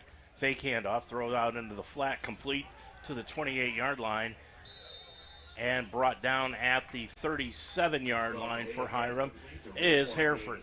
Yeah, we didn't really have much over there. It looked like he could have really broke that for a long game, but nice. They closed pretty quick and made the tackle. 8:05 left to go in this second quarter of play at halftime. We'll have our halftime report with Dan Horde talking to Charles Davis Jr. about the Browns-Bengals game tomorrow. Third down, less than a yard, handoff up the middle, and it is a first down to midfield to the 45-40, and breaking it down to the 35-yard line for Hiram is Hoskins. Yeah, Brady Pierce came back to save the day there. He's to the house. So 3rd and 1, which they were passing earlier in the game. I was really wondering why they weren't just running the football, but, boy, that was a nice hole there. Nice job by their offensive line. 31 yards on the run by Hoskins. He now has 34 yards accumulated on the ground here this afternoon. Them long ones always help the average. Tejada is going to roll out to the left, fakes the pitch, now takes it down to the 30-yard line. Yeah, last couple offensive series, they've been able to do a few things here. 4 yards on the gain. Well, for what it's worth, they always say the most improvement is from game 1 to game 2.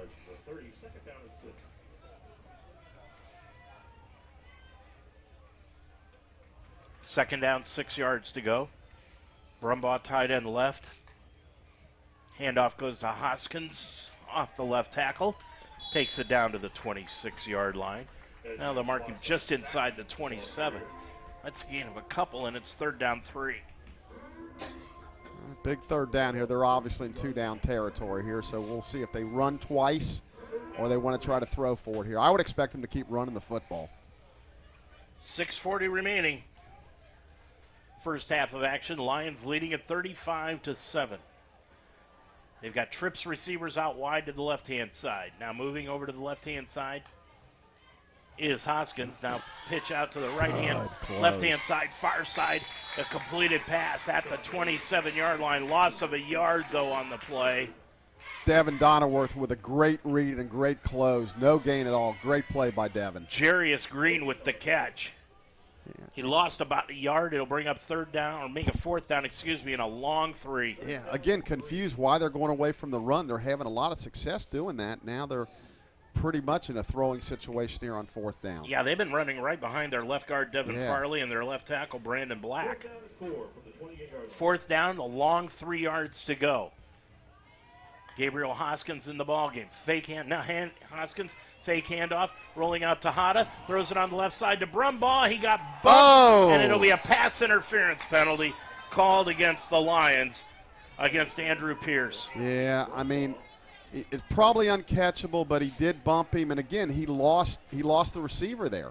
Lost sight of the receiver. Yeah, he really did. That's just, got to get better on that. Rick Thompson and Tyler Hopperton are not happy about that call. Yeah, I thought it was uncatchable. I thought it was very minimal, but that's 3 pass interference calls against the Lions. Number 2. Number 2. No, that wasn't number 2. That was 11. First down. Okay, I'm going to say this. Yeah, they got the wrong guy. If you don't know the number of the guy that you're calling the penalty against, it probably you didn't see it. Yeah, it's so. It's like I was telling you the other day. I used to tell my dad, if you're the first car in a long line of traffic, you're probably driving too slow. Yep, that's very well said. So that's going to mark it down deep into Mount territory, into the red zone at the 12-yard line. So Hiram can get a first down without scoring here. Tejada with Hoskins off to his right-hand side. Moves Brumbaugh in motion to the far side. Hand off Hoskins, and Hoskins is going to be stacked up right at the 11, 1-yard gain. Yeah, they bottled that one up pretty good.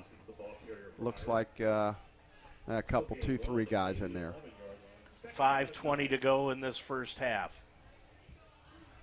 Boy, getting up slow for Hiram on the offensive line is their right tackle, Donovan Mills. They've had a few guys injured so far in this game, or at least shaken up. Mills gets back to his right tackle position, but not sure he knows what day it is. Dropping back to Hada, looks into the end zone, throws into the end zone, incomplete through the hands of Devin Donnerworth. Tried to go to Davis Hereford in the end zone, but overthrew him, and Donnerworth went up to try to catch it, went through his hand. Yeah, Lions defensive secondary, really nice coverage on that. 3rd and long, but again, 2 down territory here. 4:51 remaining in the half, 35-7. Wind's picked up quite a bit. Hiram has it at their back. I don't know, do you go for a field goal here if you don't get it into the end zone? Hoskins moves in motion to the left-hand side. Brumbaugh now moves in motion to the near side. Hand off Hoskins around the right-hand side. Gets it to the 10. Got a block to the 5. Stumbles forward to the 3. Maybe the 2. He's going to be close to the first down. Yeah, they're going to mark him short, but it's 4th and really short. Nice run there. Got around the corner, got around the edge. And you're right. They've been running the ball extremely well here in this second quarter. Yeah. They're going to keep him in the ball game. That's Hoskins, who's doing a nice job. Hoskins, 33 yards, make it 40 yards on the ground now. 4th down, about a half a yard. Tejada's going to keep it himself. Dives inside the left tackle. Yeah, He's got it down to the 2-yard line. First down and goal, the Hiram Terriers, with 4:06 left to go in the half. Andrew Pierce is saying, yeah, he made that. They didn't make it, but no, he got it. Wishful thinking, I think, on Andrew's part. You know, Andrew Pierce was one of the main foils for the Avengers in one of the Captain America movies. He was played by Robert Redford. Oh, okay. Just a little trivia question for you there. I just remember the cartoon when I was younger, the Captain America cartoon that was shown back in the 60s and 70s. Tejada, empty backfield, shotgun formation. Moves a man in motion. He's going to pitch it out around the right side to Hereford. He's going to go in for the score. The Hereford Lions takes it in from the 2-yard line. Rick Thompson, they are irate. They thought there was a holding call that was missed, and they are really upset. And that was, if you're looking at it, That would have been against Brock Harris. Yeah, they're upset. And when we're getting these cheap pass interference calls, you guys can't call an obvious holding. But so they cut it to potentially 21 here. 35-13, 3:41 left to go. Lions have 2 timeouts left. Miller is going to attempt the extra point, puts it up, and it is good. 3:38 left to go in this first half. Your score, it's now the Lions 35, Hiram 14 on UltimateSportsTalk.com. Psalm 27, verse 17 says, as iron sharpens iron, so one person sharpens another. And that's the business model of Iron Sharpens Iron on 5229 Montgomery Road in Cincinnati. Strength, core, and cardio, the 3 principles that make yourself better mentally and physically. Train with passion and purpose. Be challenged and get your mental game strong. We will empower you to put up the good fight and thrive. Ready for the best gym experience of your life? Call Iron Sharpens Iron today, or stop in at 5229 Montgomery Road in Cincinnati. For more than a century, Mount St. Joseph University has prepared nursing leaders who serve their patients with the heart of a lion. Whether entering the nursing field, changing careers, or expanding your professional skills, innovative simulation labs and a variety of clinical sites prepare you to deliver exceptional patient care.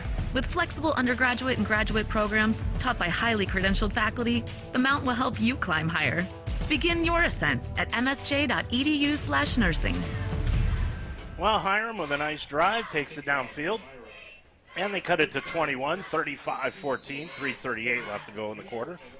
Real quick, Dave, set 3 went to Wisconsin, Stevens Point 25-19. The Mount leads set 4, 16-14. And now we've got the officials going to talk to each other. I'm not sure what. Tyler Hopperton is going out to the back judge to find out what this is all about. Listen in over his left shoulder. Now he'll get notification of what they're discussing. Yeah, I have no idea. Was there a penalty? Looks like we're backing up. Yep, there was. We never got the. Maybe we'll get the call right now. Now that we will. Unsportsmanlike conduct, Mount St. Joe, number 2. 15-yard penalty. That's Tayshawn Brown. In a game like this, Dave, it's probably not going to hurt us, but we just can't have these silly, unsportsmanlike conduct penalties. Well, it's the second one we've seen this year, Chuck, where it's been just kind of quizzical that nobody saw anything going on except one official. Yeah, and I'm sure it was probably some type of language or taunting or something. You can't do it. It's going to kill your teams in a close game. It happened last week. We were able to survive with it, but silly pen. This could be some type of onside kick or a pooch punt here or a pooch kick, but it's just silly. And I've said it many times. It's selfish too. It's going to mark it up to the 50-yard line. If you're Hiram, do you go ahead and I try would. An onside here? I mean, what do you got to lose? They're down by 21, 35-14. Miller is going to kick it off. Let's see what he decides to do, and he's going to kick it off deep and into the end zone and through the end zone for a touchback. Yeah, I mean, if I'm Hiram there, I'm not doing that. I mean, they had a penalty with a chance to maybe try to get the ball back, and they just kicked it through the end zone, which we'll take. We'll take it on the 25. Quick reminder, today's game is brought to you in part by Pure Lawn Organic Lawn Care. Call Chad today, 513-787-3529. Josh Taylor leads the Lions offense out onto the field. He's 15 of 25 passing for 138 yards. 4 touchdowns. That gives him 10 touchdown passes in the first 2 games. Taylor hands it off to Mariano McKenzie. Breaks it off the left-hand side across the 30, out to the 32-yard line. 33-yard line is where they'll spot it after an 8-yard gain. Yeah, I'd like to see us take the whole clock down, score, and then get the ball to start the second half. We don't want to give it back to them. Hurry up by the Lions. Handoff again, McKenzie right up the middle across the 35, out to the 37. Another gain of 4 and a first down for the Lions. Yeah, I think we can pretty much run the football at will against these guys if we stick with it. I know we don't. Time's not on our side the rest of the half, but 13 first downs in the ball game, 244 yards of total offense by the Lions. Powell moves in motion out to the far side. Now dropping back, Taylor is going to throw it out to Powell, and it's complete at the 42. Breaks a tackle and struggles forward and gets out of bounds at about the 45-yard line on a 7-yard completion. Yeah, the ball was tipped a little bit, and Gary was able to maintain concentration, catch it, and make a nice 7-8-yard gain. Lions with the ball at their own 46-yard line. Well, they're going to call it about 8 yards. 2nd down 2. Taylor, play action. Throws that's interference. out the key, incomplete. There it is, yeah. There's the flag. Yep. Jumping the route and trying to knock the pass away was one of the DBs out there, Tavante Rivas. Dave, if we didn't get that call, our whole sideline might have lost their minds. I might have been doing the game by myself. You'd have been gone. 237. How many games did you get thrown out as a coach? I think I've asked you this yeah, before. I think at the Mount 5, and maybe in my career, in summer baseball and stuff, another 4 or 5. I don't. But that's over 25, almost 3,000 games. That's not bad. Yeah. Oh, really? What would your wife say? Hey, you got sometimes you got to stick up for your guys, and if it means being thrown out. All right, it's a spot foul, so the ball resting at the 44-yard line of Hiram. Taylor with McKenzie in the backfield, getting a lot of playing time today. Dropping back, Taylor looks to his left. He's going to throw it out to Key. He's got him on the left side. Key goes up, and he got the ball knocked away and incomplete. Taylor underthrew him just a tad. Yep. Or if he'd have caught him in stride, that would have been a touchdown. Yeah, really, really nice recover there by Tavante Rivas, because he was open. The ball just floated a little bit, and he was able to get back and knock it away. Really nice defensive play. Well, the Lions lost a receiver this week, and they've gained one, I think, in Joe Key. Boy, I would agree. One man, the old one door closes, the other opens. 2nd down, 10 yards to go for the Lions from the 44. Dropping back, Taylor again, throws it out, gets it complete at the 40. That's Zane Dine. Dine struggles forward. He'll be stopped at the 41-yard line. That's a gain of about 3. And it's 3rd down now. And they'll call it 7 yards to go. Yes, he couldn't quite break the tackle. Looked like he was going to spin out of it. Nice defensive play, though. Ari Turner's in the backfield. Ari Turner's in the backfield now for the Lions. Receivers out wide, dropping straight back. Taylor throws over the middle. He's got a man complete, and that's complete to Beecham at the 20, 20, 15, 10, 5. Touchdown, Lions! 41 yards on the touchdown completion to Cornell Beecham, and the Lions now lead it 41-14. Yeah, really good protection by the offensive line there. Josh throws a strike down the middle, and Cornell does the rest.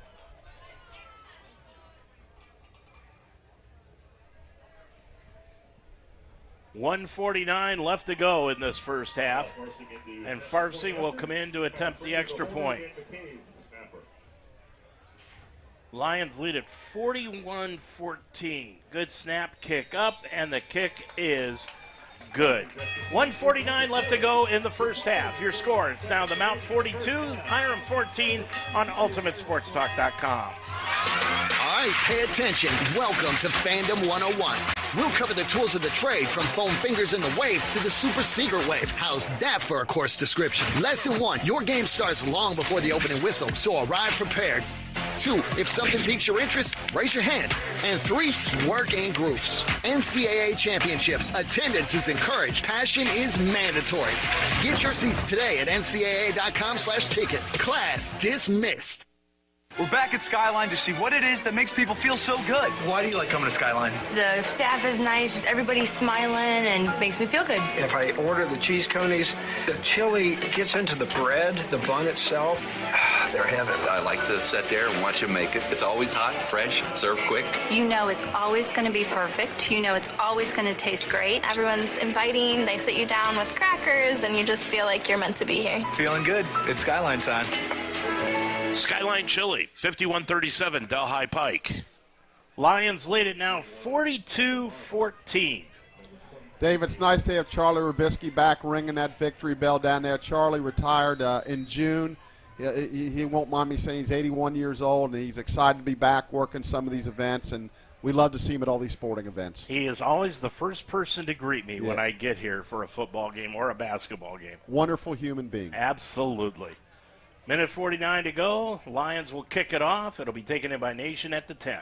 Cuts it right up the middle to the 15-20. Finds a hole out to the 25-30. And he's going to be stacked up by about 5 or 6 Mount St. Joseph Lions and brought down at the 33-yard line.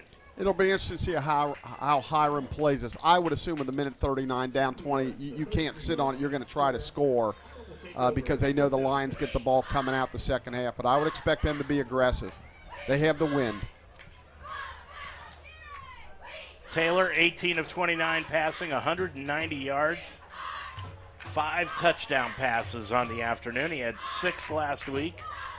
Lions have 120 yards in rushing offense today.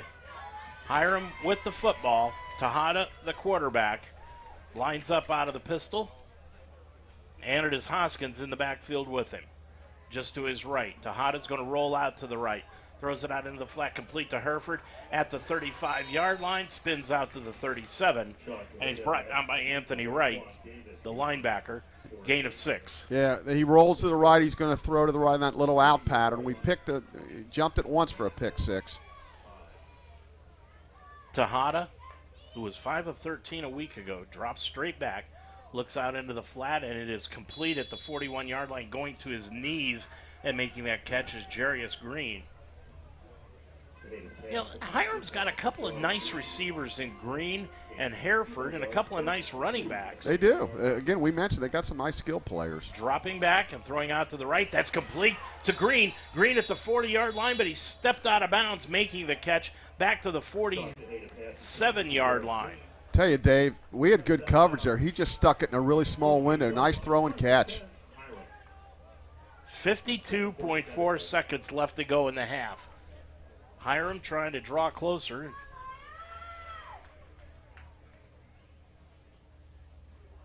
Tejada looking things over. Moves a man in motion. That's Hoskins. Out. Play clock at 15. Tejada looks over to the sideline. Now backs out into the pistol as Hoskins comes back to the right of it. Receivers out wide. Dropping back to Tejada. Looking to his left. Now looks upfield. He's got a man upfield into the 13-yard line and caught right at the 13-yard line by Tristan Mollahan. Yeah, Devin Donaworth slipped and fell down on that, which enabled him to make the catch. He was actually in position to potentially intercept that. Hiram has 2 timeouts left, but they'll disdain taking one here in this position. Now the clock starts. 47 seconds to go.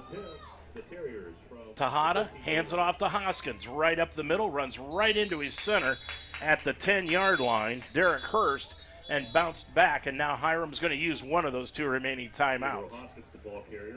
They're going to put them right at the 11-yard line.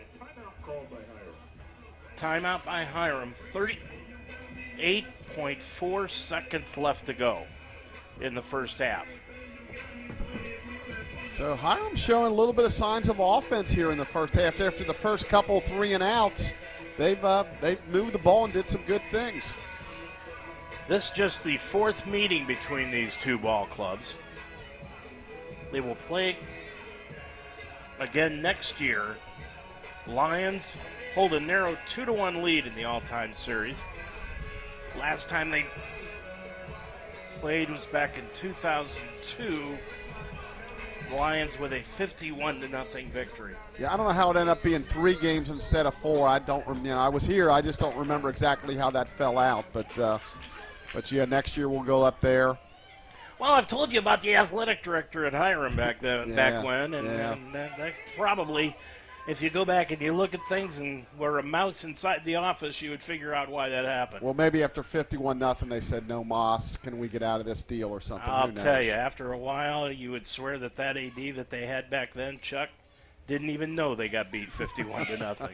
Well, I can tell you, we used to play them on our spring trip in baseball, and they were always very, very competitive in baseball. They had some good teams. The baseball coach's name was Gent. And somehow that sticks in my memory. That could be right. You're really testing my memory here. But, yeah, I think you may be right. And, again, I think we played them 2 years in a row, doubleheaders. I think we won doubleheader and split another year. But they're always good competitive games. If our producer, Greg Mitchell, actually listening. He would know. Because he was also, I believe, the DB's coach for the football team back then. 39.8 seconds to go in the first half. At halftime, Dan Horde, Charles Davis Jr. looking over the Cincinnati-Cleveland game tomorrow. Chuck says Cleveland will win. I say Cincinnati, which means that Cleveland will probably win. 42-14 your score. We'll also go over some scores at halftime. Tejada now moves Hoskins from the right to his left. Handoff, fake handoff. Tejada looks into the end zone. He's got a man there, but it's knocked away by Donaworth, incomplete. Tried to go to Davis Hereford, and Donaworth with good coverage from that free safety position to knock it away. Yeah, really good coverage, Dave. He had nowhere to go. He tried to jam it in there. Lucky on the deflection it wasn't picked off. 35.3 seconds to go. 42-14. Lions with the lead as we're heading into halftime, but Hiram trying to get on the scoreboard. Third down, and call it 8 yards to go from the 11. Hereford will move in motion, now reverses his field and comes back to the near side. Tejada looking into the end zone. He's going to throw it to Hereford and overthrow him and out of bounds. Now they got a decision here. Do you try to get 3 or do you just say, hey, we're down 28, 3's not going to help us? And it looks like they're going to go for it. I told you I would get an answer. His name was Genter. Okay, very good. Yeah. Thank you to Greg Mitchell sitting at home listening in. 30.6. 42-14. Hoskins to the left of Tejada. Fourth down, 9 yards to go. Tejada looks into the end zone. It's going to be intercepted by Purse. They're going to bring it back the other way to the 30, to the 35, out to the 37-yard line. That's intercepted by Jonas Smith. Yeah, he threw it right to him. The receiver, they weren't on the same page. And I'll tell you the truth, Dave, I thought it was a pick six. I thought it was going to be a 100-yard interception return. But nice job. Nice stand by the Lion defense there to keep him off the board. I agree with you. I thought he was gone, but then Hiram caught up to him and brought him down at the 37, make it the 38-yard line. There's 21.1 seconds to go. The Mount has got 2 timeouts left, but I would think the Lions are just going to take a knee here, and they will. And, Dave, I can't believe what I see, but we're under center. To go into the victory formation, and I love it. Taylor will take the snap from center and take a knee, and that will do it here in the first half. Chuck, Lions lead at 42-14. They have done what they needed to do in this ball game so far. Yeah, offensively they've been really good. Hiram did stop them down here the last drive, but and then defensively we've been pretty solid. A couple big plays, but some nice plays by the defense. A pick six, another interception there to stop them. So far so good. So the Lions lead at 42-14 here at the half. I'm Dave Mitchell with Chuck Murray. When we come back, the Lions and Hiram will get it on for the second half of action on UltimateSportsTalk.com. What do you wish for? A nice life? Nice things? Or do you wish for something more? A sense of purpose? Do you wish to discover a cure? To write code that cracks an unsolvable question? To further our exploration into space? Or to invent something that changes everything right here on Earth? Well, if that's your wish, make yourself ready. Because when you look back, you'll see that you didn't just make wishes. You realized them.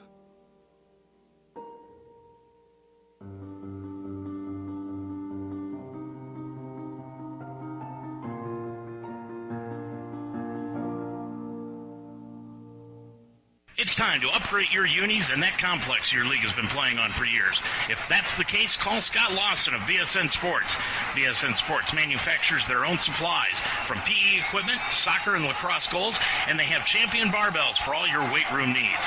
Also a porta pit, hurdles, high jump and pole vault pits, and more for your track and field needs. The BSN Victory line of uniforms and apparel is a great quality for great prices.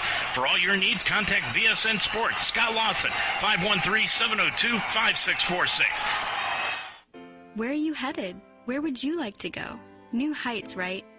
That's why you're going to college in the first place. At Mount St. Joseph University, we integrate academic excellence, real-world experience, and individual attention so that you can go further than you ever thought possible. In fact, over 96% of our graduates over the past 3 years were employed or pursuing graduate studies within 6 months of graduation. Are you ready to climb higher?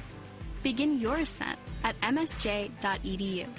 The great Charles Davis will be in the booth with Ian Eagle in Week 1 at Cleveland. And Charles, let's start with the Bengals leader, Joe Burrow. He was back at practice 12 days before the season opener. In your opinion, is that enough time for Joe to be fully ready for that game?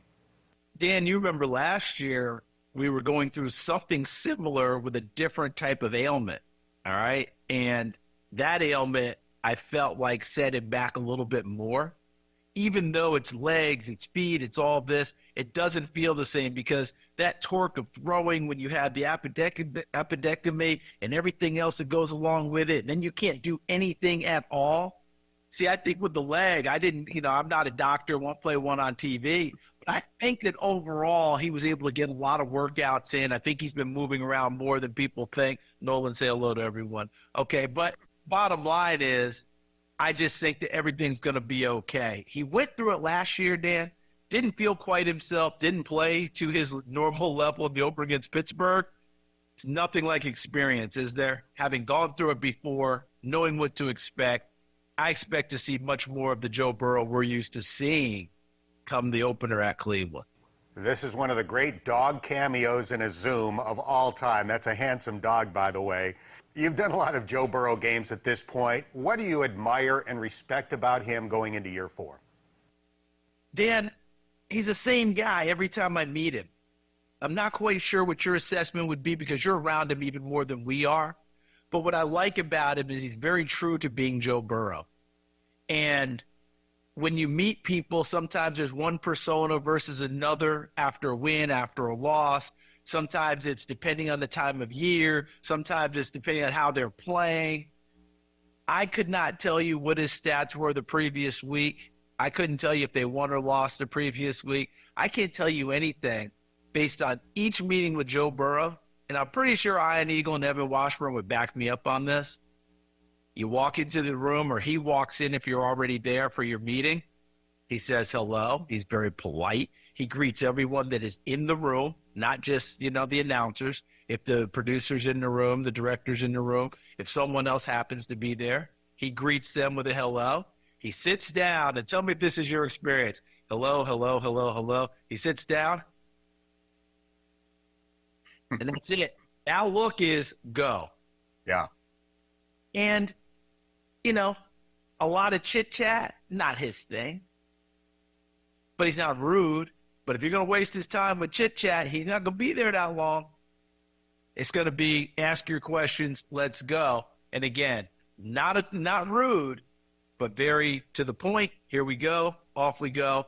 And then he's back to the business of trying to win games for Cincinnati. And that is my experience as well. You described it very well. We're chatting with Charles Davis. The Bengals have the big 3 back at wide receiver, Chase, Higgins, and Boyd. They've got Joe Mixon back at running back. They do have a newcomer in the mix, though, in tight end Irv Smith Jr. What do you think of Irv, and how important is the tight end in the Bengals offense?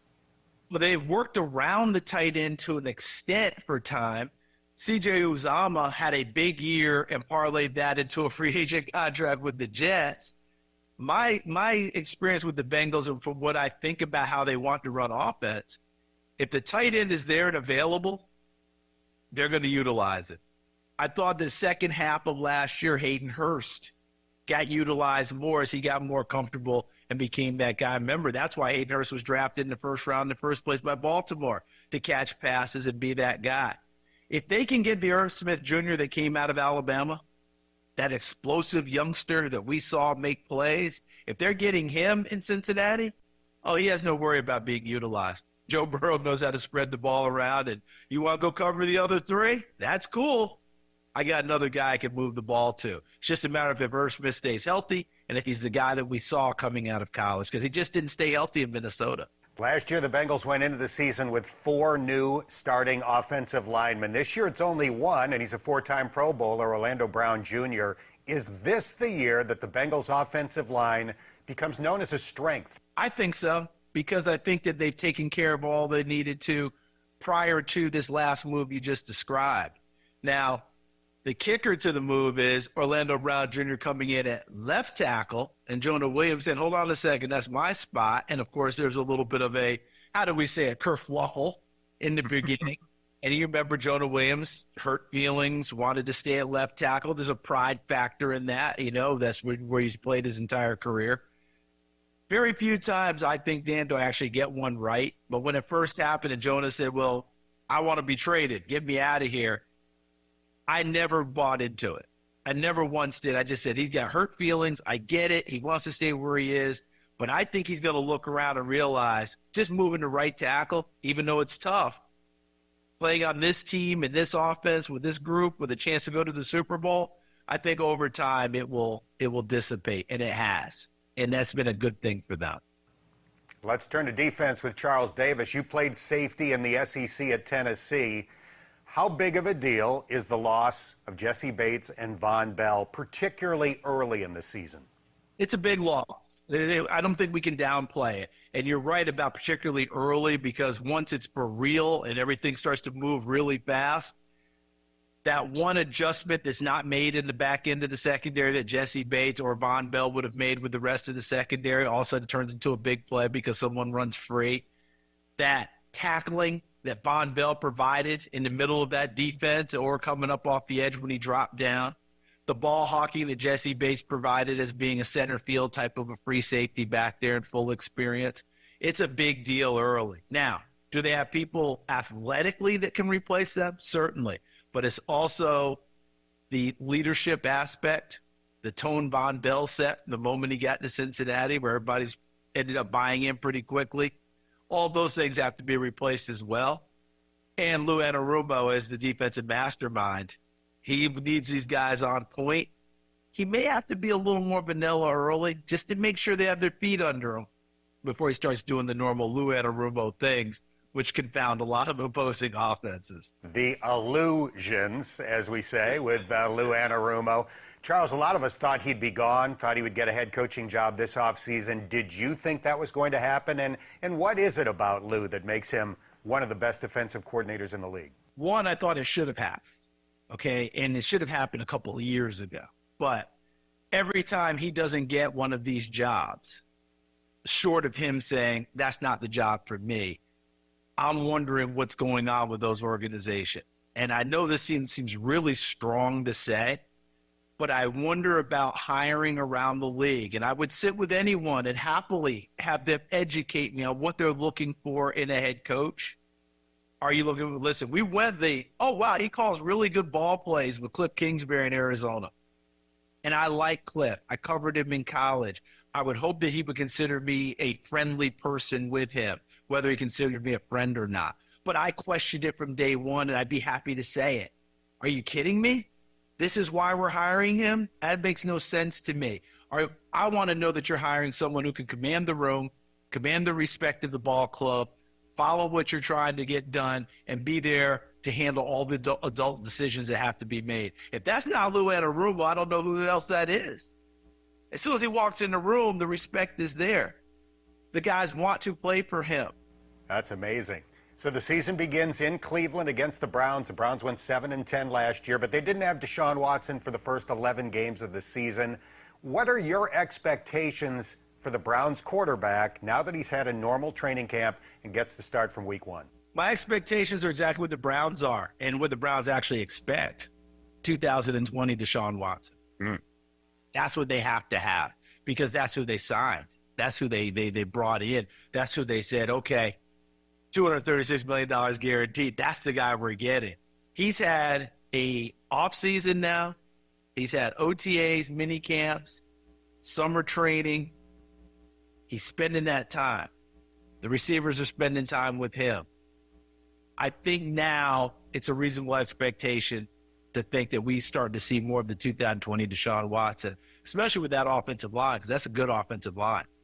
And I think now this is a roster that for once we're looking at Cleveland, and probably more, what would we say, twice in the last 3 years, that we think, better be careful with these Browns. This is a good ball club.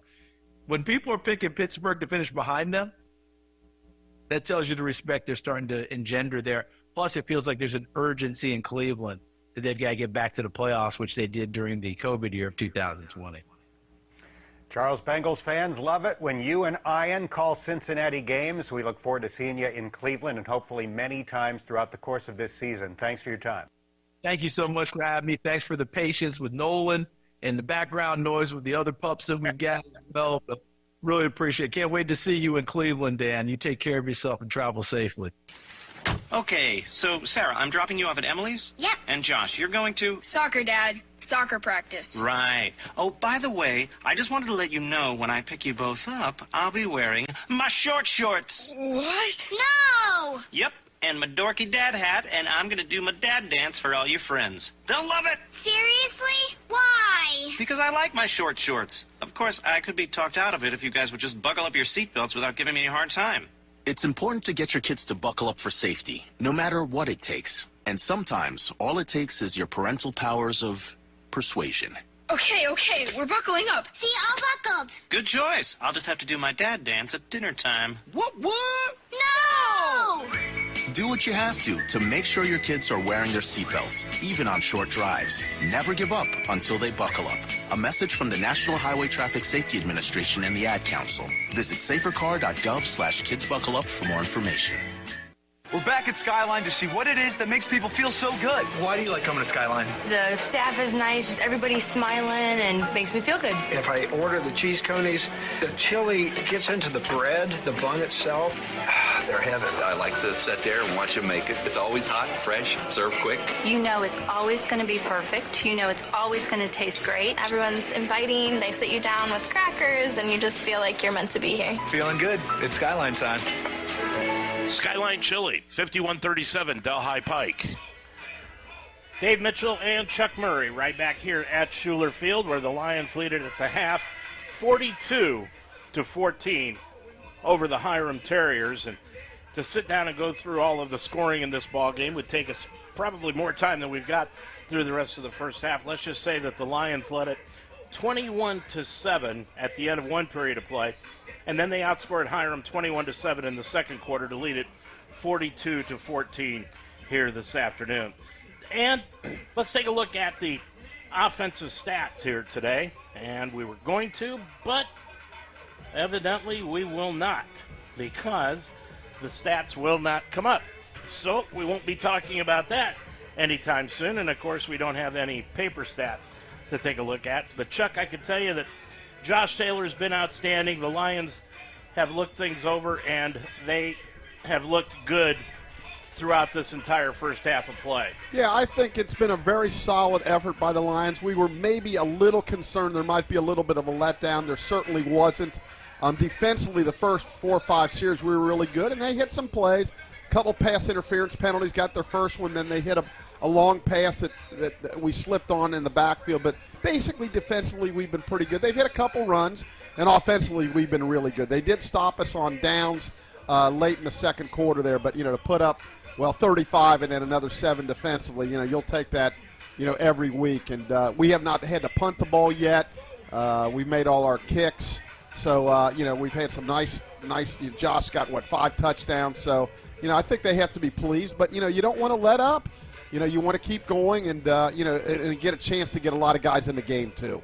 The Lions have run 44 plays in this first half, Chuck, 309 yards. Hiram has run 45 for 186 total yards. That's an interesting statistic there. It tells you we're doing a lot more with it than they are. It was kind of like it was last week. Remember, the plays were pretty much the same. I think they were identical at 84 apiece, but there was just 10 yards difference between the two clubs. Well, and then you look at it, we're on pace for basically each team to get almost 90 plays. That's a lot of plays in a football game, Dave. Lions 119 yards rushing on 15 carries. They've caught 18 passes for 190 yards. Hiram, on the other hand, they have run the ball 22 times for 96 yards, and they have caught 10 passes for 90 yards in the first half of action. Yeah, again, they did some nice things at the end, and clearly we can spread it around. You say, well, let's stop Joey Newton. Well, we got Omar Porter. You got all kind of guys. You got all kind of running backs, and whoever touches the ball back there has got a chance to go to the house every time. So, I think they got to be pleased with the way things are going. But you want to put two good halves together, not just one. Lions have intercepted the ball 3 times. Meanwhile, they have not turned the ball over as of yet today. Third down efficiency, the Lions 4 for 7 on third down efficiency, 2 for 3 on fourth down. Hiram 3 of 10 on third down, and they are 1 for 2 in fourth down efficiency. Yeah, again, statistically, that's obviously very good third down conversion. You're over 50%, and then we were close enough, to make fourth down 2 out of 3 times. So basically, we just didn't make a first down on one time when we were down there, and he threw an incomplete pass on fourth down. But, really good, solid half offensively in the first half. And, I kind of want to see him run the ball a little bit more this half, give them guys some carries. And I know they want Josh to throw it and the guys to catch it, but, I'd like to see the running game because, what was it, 19 carries, almost 10 yards a carry. How much do you think we'll see Taylor here in the second half? Yeah, that's a good question. I think it depends on how the first couple of series go. If for some reason Hiram scores a touchdown, because I think, if I'm not mistaken, it was last year or 2 years ago, we got a big lead and took everybody out. And then, if I recall, we had to put the first team back in. I think it got to within like a couple touchdowns. So I think they want to be good and sure. I would think at least halfway through the third quarter.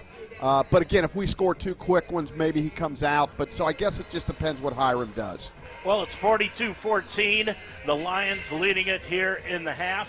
And when we come back, the Lions will have the lead by that 28-point margin. I'm Dave Mitchell with Chuck Murray's second half action coming up next on UltimateSportsTalk.com. Teaching is my calling. So when I needed to renew my license, I chose Mount St. Joseph University. The Mount offers the only program in the state of Ohio that allows you to combine 2 education endorsements to earn a graduate degree. In less than 2 years, I combined the reading and gifted intervention specialist endorsements. Classes were convenient, fully online, and I received personal attention from my professors. The Mount helped me climb higher in my career. Begin your ascent at msj.edu/Ohio. The word settle isn't in your vocabulary. You do what's best for your family, your friends, your community. But is something missing? Are you looking for more from your job? The right position is so much more than a paycheck. It's an opportunity to improve, to grow. We're here to help. At Nesco Resource, we believe that one job, one opportunity can change everything. We'll help you find the right fit, one that doesn't mean settling. Let us get to work for you. Pure Lawn Organic Lawn Care is a family-owned lawn service using organic-based turf food. Pure Lawn feeds your lawn a healthy diet of plant nutrients using 97% less chemicals. Pure Lawn customizes a program to fit your budget and expectations. That means satisfaction. Annually, they have a retention rate of over 90%. Pure Lawn Organic offers free service calls. Pure Lawn Organic is the leader in Cincinnati and Dayton. Call today. Pure Lawn Organic Lawn Care at 513-787-3529.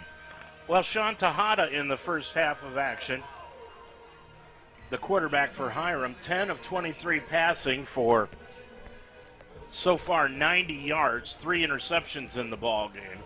And he has found 4 different receivers, 5 times to Hereford, 3 times to Green. And that has been round out the passing department for Hiram. But they're being led by Sackey, who's got 52 yards, and Hoskins 42 yards. So realistically, Chuck, they've got 94 of their basic 95 yards rushing. Yeah, them guys, have hit some holes and had some nice runs. And, the quarterback's made some really good back shoulder throws, but then he's made some really big mistakes, especially on the pick 6. We almost had really the play before, and he went back to the same play, and we ran it back for a touchdown. So really, I don't want to say important, but it'd be nice for us to get on the board again and, maybe get some of these other guys some playing time. Josh Taylor, 18 of 29 passing He's completed 62% of his passes, no interceptions, 190 yards for 5 touchdowns today. He's got a quarterback rating in this game of 174, and he has completed passes to 9 different players. Yeah, if they had fantasy football in Division III, he'd be my first pick. Absolutely. I mean, he's not running the ball as much as he did the last 2 years, but boy, is he spreading it around. And also the Lions, rushing-wise, are being led by Beecham and Gifford, with 35 yards each. Lions will get the football going from right to left across your computer screen. It will be Miller getting set to kick this thing off. Lions leading it here at the half, 42-14. Back set to return. And that is... Turner's one of them. Looks like Ari Turner, and Holt is the second one, or is that Price? Holt's going to take it in and let it bounce through the end zone, and the Lions will get it on the touchback. Yeah, Hiram chose to take the wind in the third quarter, so he boots it in the end zone. We'll get it on the 25. So as we start the second half of action, let's see who it is. It'll be Josh Taylor starting at quarterback. Taylor's out there. Devin Holt is going to come in at one wide receiver spot. Now he's going to line up in the backfield. But the receivers are totally different. We're going to be playing by the seat of our pants here. Austin Brock wide to the left. Receivers out wide to the right. Powell tight end left, and the handoff goes to Devin Holt across the 30 to the 35. He gained 11 on the first play of the second half, and it's a first down for the Lions. Yeah, honestly, that's what I want to see in this second half. I want to see them run the football and put their will against them a little bit. Again, half hurry-up offense, and the handoff goes to Holt off the left tackle, and he gains 3 out to about the 40-yard line. Zane Dine's going to come into the ball game. Leading the contest is the tight end.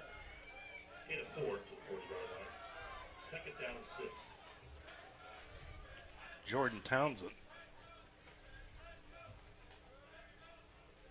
Moving in motion is Ari Turner. That's Brock in motion, and now Taylor's going to throw the ball over the middle, and it's incomplete. Tried to get it to his tight end, L.A. LaFrange.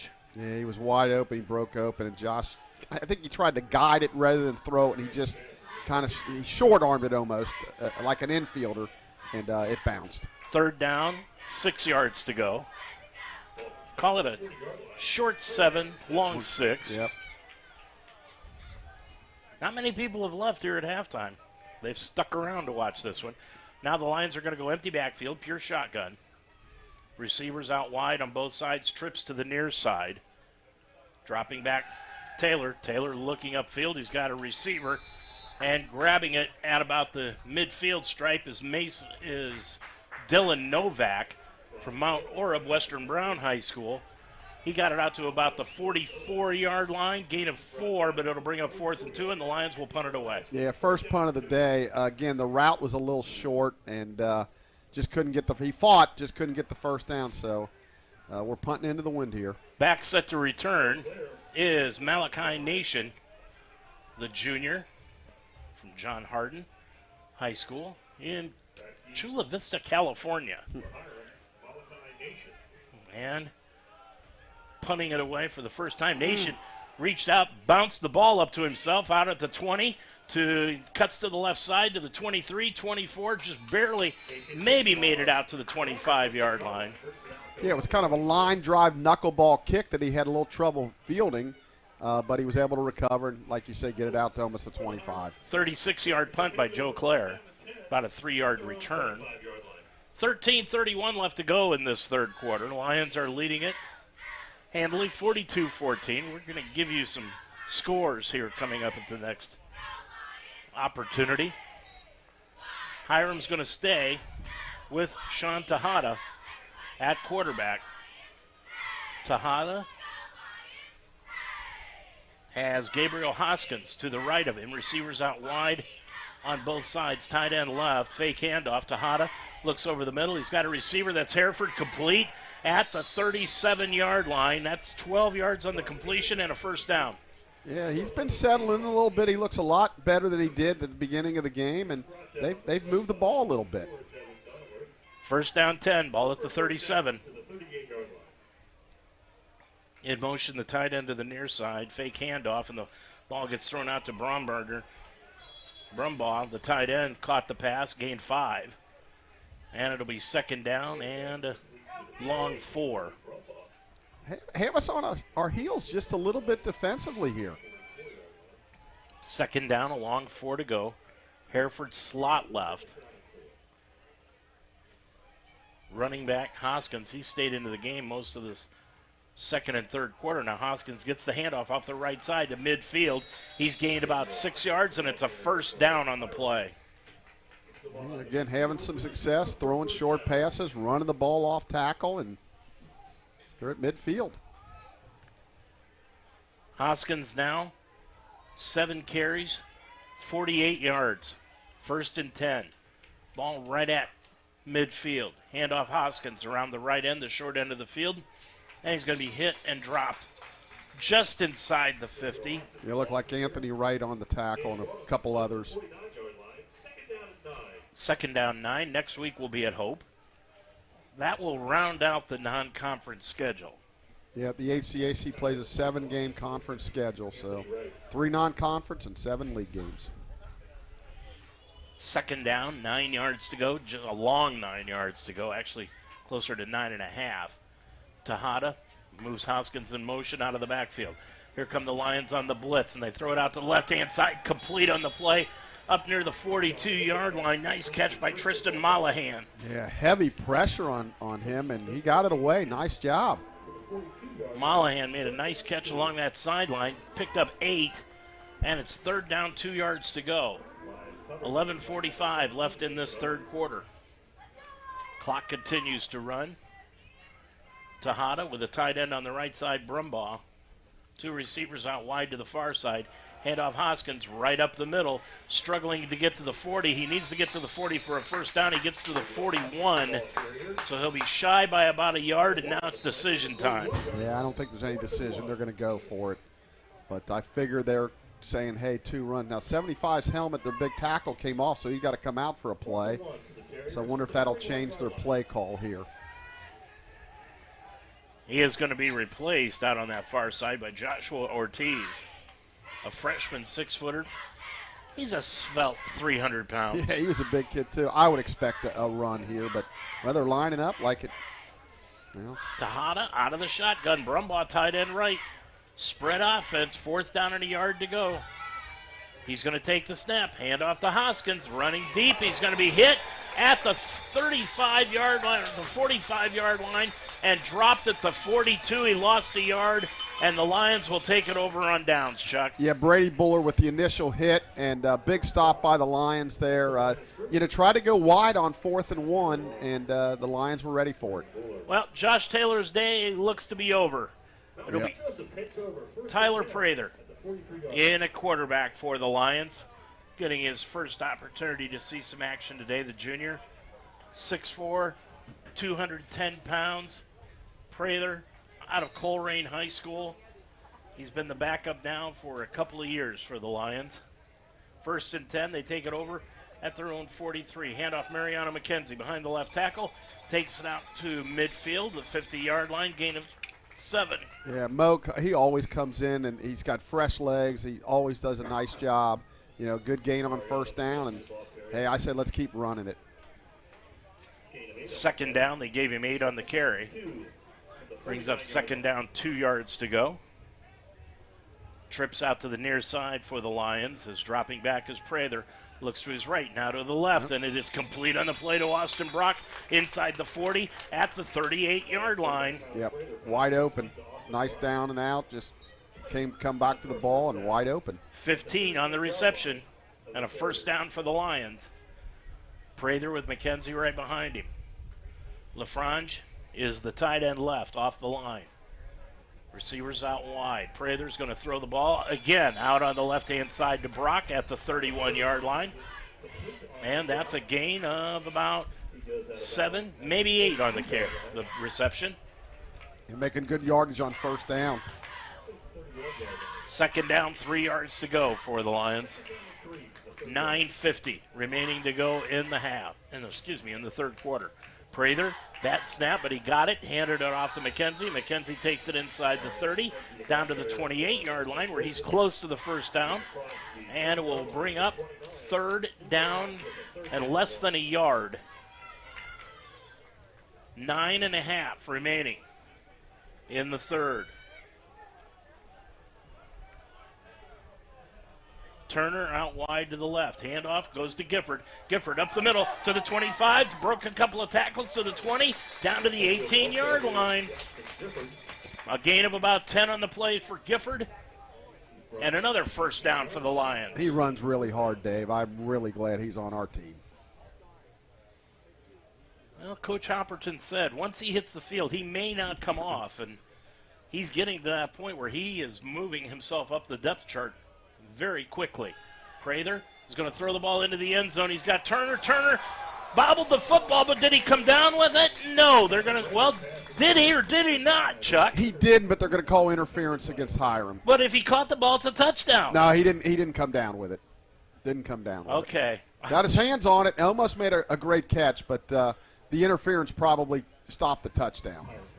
And now the call from the referee. Boy, he cannot figure out this on-off switch. Yeah, I mean, when we had it against us, he was pointing against them, and he wanted to point against us there. So. We spent 10 minutes trying to get this official's microphone worked into our mixer board before the game, and this guy can't figure out how to turn a switch on and off. I'd hate to see his electric bill. So it's first and goal for the Lions from the 3. Prather, handoff up the middle to Gifford. Gifford spins off a tackle into the end zone, and they're going to say he's down at about the half-foot line. Wow. Yeah, well, just give it to him again. Boy, I thought he spun into the end zone. Lions again, hurry up offense.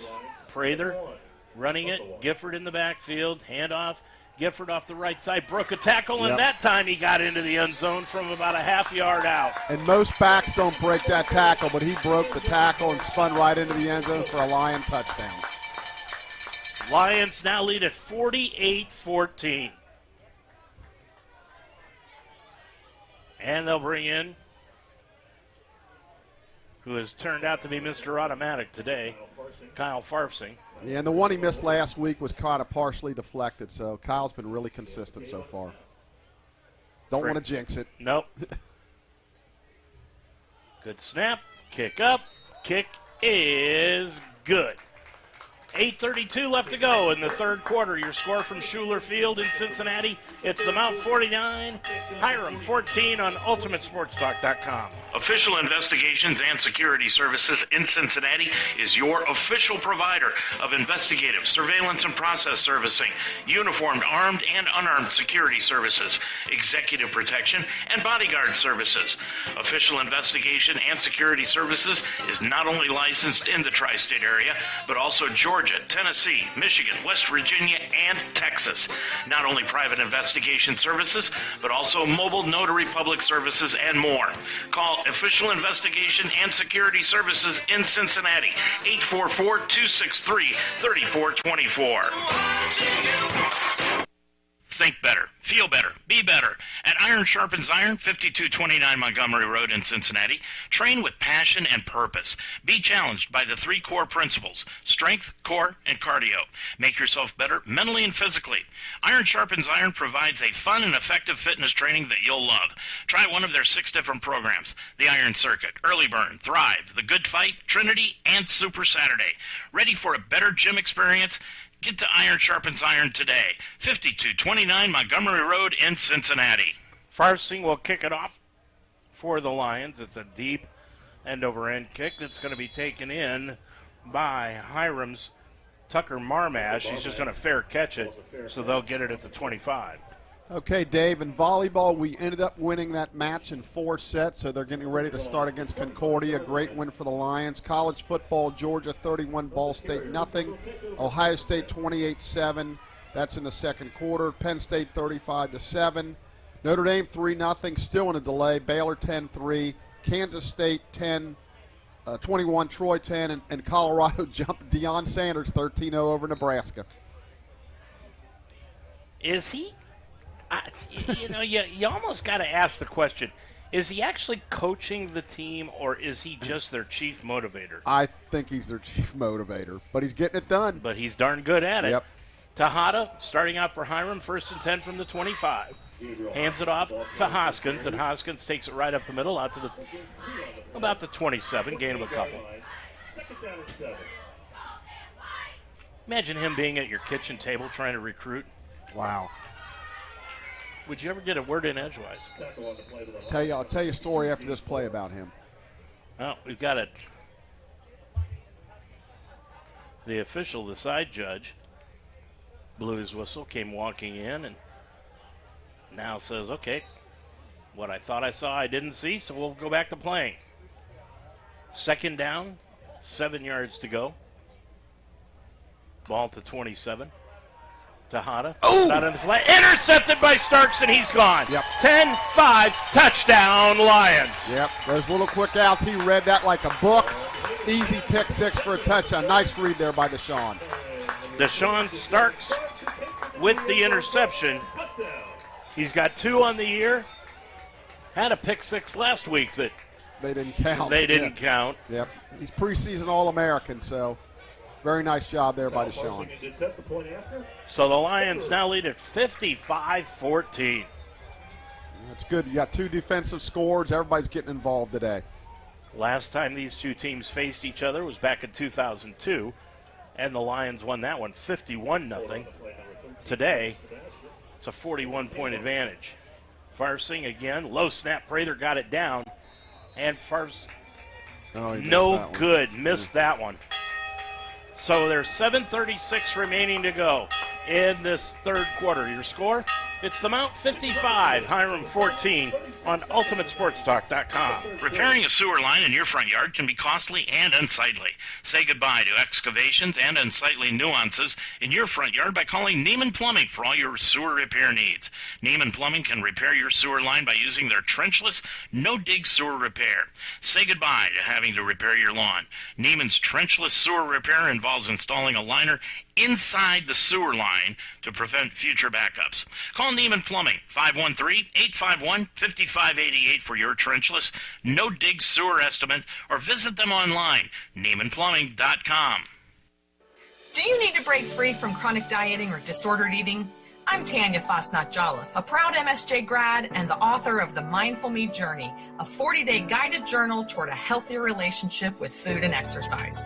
I wrote this journaling program to help people identify their eating behaviors, discover their emotional triggers, and learn how to break free from diet culture for good.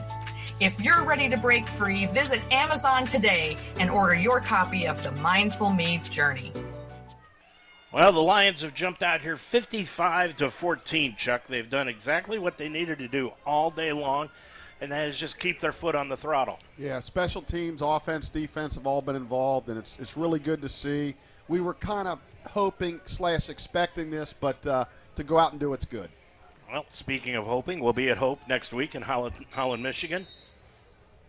1 o'clock with the kickoff next week. We'll be on the air at 12:30. Kickoff by Farsing is a low line drive kick. It's going to be taken in by Marmosh. Marmosh to the 20, 25, cuts to the middle of the field, and he is going to be dropped near the 28-yard line. So that is where Hiram will take over. Lucas Luster with that tackle. To finish my Deion Sanders story real quick, Chris Sexton, who's a personal friend of mine, I coached, he played in the major leagues. He was a teammate of Deion Sanders when he was here with the Reds, and he said Deion off the field is totally different than Deion. He's actually kind of quiet, and he's kind of reserved, and he's like 2 people, Batman and Bruce Wayne, Deion and Neon. But he said he was a great guy. I would believe it. After being prime time for so long, you need to be quiet and just veg out. 0. Once again. Wonder if the UC people are kicking themselves for not hiring Deion. Florida State. 1st and 10. Ball resting at the 28-yard line. Brumbaugh in motion from tight end. Fake handoff to Hada's going to keep it around the left-hand side, and he's going to be hit right at the 29-yard line and dropped right there. Boy, he took a pop on the play by the Lions. Well, they're going deep onto the – that was Ross Bays. Bays from Golden Gate, Florida. Freshman, 6'4", 220. Yeah, it was a heck of a hit. Well, I don't know how in the world they're saying he got to the 30, Chuck, but they gave him a 2-yard gain on that. Forward progress, Dave. Forward progress. Well, that's not the definition of it. Pass goes out to Brumbaugh, and Brumbaugh takes it across the 30 out to the 33-yard line. I'll tell you, all the Lion defense is swarming to the ball. Third down, along 5. And it's good to see other kids get involved because, they're going to hit the field at some point in their career in meaningful minutes. And this gets them opportunities to be seen on film. No question. Which is, coaches just love to have that opportunity. Fake handoff, but Tejada drops back. Throws it up the left side. He's got Hereford complete at the 45 of the Mount, and he's going to be bounced out of bounds at the 39. Boy, nice catch by Hereford. Yeah, we dropped coverage there. Safety got over there a little bit late. 28 yards on that reception, Chuck. Yeah, 3rd and long, and nice throw and catch. Sun has popped behind the clouds here. There wasn't any rain expected. Doesn't look like any rain clouds. Now moving in motion to the left-hand side, Hoskins. Handoff Hoskins. Takes it off the right guard, and he's going to be stopped right at the 38-yard line. The last 2 or 3 series, they've done a lot better job stopping the run. They've hit us with a couple big pass plays, but we're stopping the run a lot better. 5:42 remaining in the 3rd quarter. Lions up 55-14 to Hiram. They're not giving up. No, they keep playing. That's what you should do. Tejada moves Brumbaugh in motion to the near side. Lions come with the blitz. They throw up the field, and it is incomplete. Tried to get the ball on the play to the outside receiver, Tristan Mollahan, but just came up short on that play. Yeah, as I continue to say, when the quarterback rolls right, he's throwing down the, either an out right or down the sideline right. Very difficult to stop and throw across your body. Unless you're John Elway.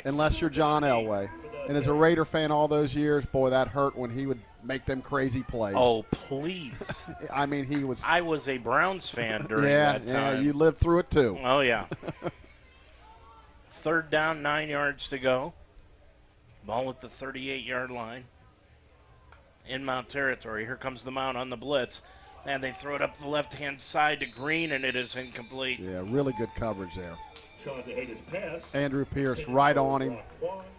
Yeah, they're going to go for it here, but that was really good coverage. Well, Green went all the way over to the screen on the far side, past the track to get the football. Now he's got to come back on the field. I think I ought to let somebody else go after that ball. 4th down, 9 yards to go for Hiram. Ball at the Mount 38. Tejada with Hoskins to his right. Puts Hereford in motion to the near side. Drops straight back. Looks upfield. He's going to throw it to Hereford. He's got him wide open. And Hereford dropped the ball. Had the ball in his mitts and couldn't come down with it. Another breakdown in coverage there. He ran right by us on 4th and long. That can't happen, but fortunately for the Lions, he just dropped the ball. And we've got 75 for them is really upset. His helmet, I guess, got yanked off or something, and he's looking for a flag, and he didn't get one. Did not get one, and the Mount will take it over. 5:10 remaining to go. Or was there a flag? No, there was. No, they're just putting it back to the original line of scrimmage. So the Lions will take it over at their own 38. 1st and 10. Ari Turner is in the backfield for the Lions now. LaFrange, the tight end, key wide left. Handoff goes to Turner. Turner spins away from a tackle, cuts it to the 40, dropped the football, can't find it. Hiram got it back. Hiram dropped on the football. All Turner was doing was changing hands with it, and he dropped it, going from his right to his left. Yeah, that was one of them unfortunate. He spun out, he broke a tackle, had a nice run going, and coughed it up, and now they got excellent field position. Hiram has it back at about, just 4 yards shy of where they were. Yeah. Back to the 42-yard line. Well, fortunately for us, if you're going to turn it over when you're up 55-14. 5:03 remaining. Ball at the 42-yard line of Hiram, and the Terriers will break the huddle over on the far side. So get up and yell for your Lions. Just let a hero, gyro offer or hero. Back into the ball game, by the way, is the right tackle, Donovan Mills. Remember, he left earlier with what looked to be like somewhat of a concussion, but he's back into the ball game at that right tackle position. Tejada out of the shotgun with receivers spread. Looks to his right, now rolls to his left, looks upfield, gets hit, tucks under. He's going to just put his head down. He's going to be hit right at the line of scrimmage and maybe picked up a half yard on the play. Yeah, really good pressure there. Lions came with an outside blitz and bottled him up. He was rolling to his left, and clearly he doesn't feel as comfortable throwing across his body like that, and just tried to pick up what he could. He got, like you say, maybe a half yard at the most. 4:35 remaining, third quarter. Lions leading at 55-14. Staying in the backfield is Hoskins. He's been the primary running back. Hand off Hoskins, runs the sweep around the right side, now cuts it behind the right tackle. Up inside the 40, drop down at the 38-yard line, gain of 4. I don't want to date myself, but that looks like the old Green Bay Packer Jim Taylor sweep around the right side. Him or Paul Hornig, it's exactly what it looks like. Leading the ball game is Jason Oprizik. Oprizik from Wabash, freshman. It's like he sprained his right ankle. And he comes off the field. Third down, 6 yards to go for Hiram. Lions showing blitz. Now they drop back. Dropping back to is Tejada. He's going to throw it. Goes up the stairs to Green, and it was knocked away and incomplete. Green could not come down with it. Green took off his helmet. Now he'll have to leave the field because he took off his helmet. Really good coverage there by Andrew Pierce. One-on-one right down the field. He's right with him, got up and kind of knocked it away. He's having a really good ball game. So we got fourth and about 6. Fourth down, 6 yards to go. 3:39 remaining. Tejada looking things over. He'll step back now. Keeps Hoskins in the backfield with him. Trips out to the far side, dropping back. Tejada, he's going to throw it on the fade, and it is incomplete. Boy, hit the hands of Hereford, but couldn't pull it in. He almost stuck it right in there. That was a heck of a throw. I mean, right up against the sideline, really barely, and he almost caught that ball. I'll tell you what, if Hiram keeps their head in it, they're going to pull off an upset in the NCAC this year. Yeah, they're going to score some points, I believe. You know, you're right. They've got some skilled guys. And we talked about from game 1 to game 2 is the most improvement. And for them, from middle the second quarter to now, they've really shown a lot of improvement. They have. Prather's still the quarterback. He drops back, looks to his left. Now he's going to run the ball to the right-hand side. Spins across the 40, out to the 42, maybe the 43-yard line. That'll be a gain of about 5 for Tyler. Yeah, good decision there. His initial receiver was covered. Protection broke down. He got a gain of about 4 or 5 yards, so good decision. So he gained about 4 on the play. Second down. We're going to say 5. Looks like he's got a second down and 5 yards to go. Ball straight across from us. Prather looking at Caleb Corral. Now they move Holt out of the backfield. Holt that's a lateral. Got the ball knocked away. Looked like it got tipped. It did. As he threw it. Now the officials are going to – are they going to spot it back where it went out of bounds? I think that's a lateral, yeah. I thought it got tipped. Well, it did, but I think it was still backwards when he threw it. I think it's the right call. I didn't really like that play. It was slow developing. And I don't like the call. Well, okay, I think it was the right call. I think it was tipped. You're right, but I think he threw it backwards. Boy. Anyway, they're going to spot it back to the 36-yard line. Dropping back Prather on 3rd and 11. Throws it out on the left side. Complete to Key at midfield. He's going to be hit and dropped at the 46-yard line. That'll be a first down on a 16-yard reception. I can tell you, great throw, wide open. We found a good receiver there, Dave. Yep. He's going to really contribute as the year goes on. And he's fast. Yep, he is. Well, they're playing way off him. I'm afraid he's going to run by him. Trips out to the far side for the Lions. We're going deep onto our roster here towards the end of the third quarter. Prather, the backup quarterback, getting a lot of playing time here in the third. Handoff up the middle to Holt. Holt keeps his legs churning, spins forward, gets it down to the 38-yard line after a gain of about 3. Some of these guys may end up playing in today's game, and they have a JV game tomorrow against, I believe, I want to say Hanover. That might have been last week, but they have a JV game here tomorrow. So some of these guys will play in back-to-back days. Second down, 7 yards to go. Prather out of the pistol with Holt right behind him. Rolls out to the right. Prather throws over on the right sideline. Complete to Omar Porter near the first down marker. He's got it at the 35. First down for the Lions. He did a nice job getting his feet in. Check that. That was Michael Hunkus with the reception from Hilliard, Ohio. Freshman, 6'3". Yeah, gotta love it. Hilliard, Ohio, right outside of Columbus. 142. Got one away from Capital there. Yeah. Dropping back Prather. Prather throws it up. He's got Hunkus again. Nice catch by Hunkus on the sideline.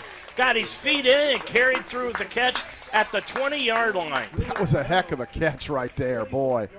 Last pass he caught, he kept his feet in with a nice job there and a nice catch there. So, again, we keep rolling these skill guys out. Just got word that pass from Prather that I thought was tipped was not.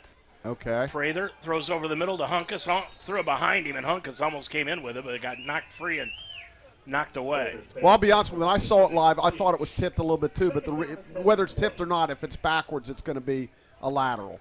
So I thought the right call, but... Well, now wait a second. You can't tip the ball and it go backwards.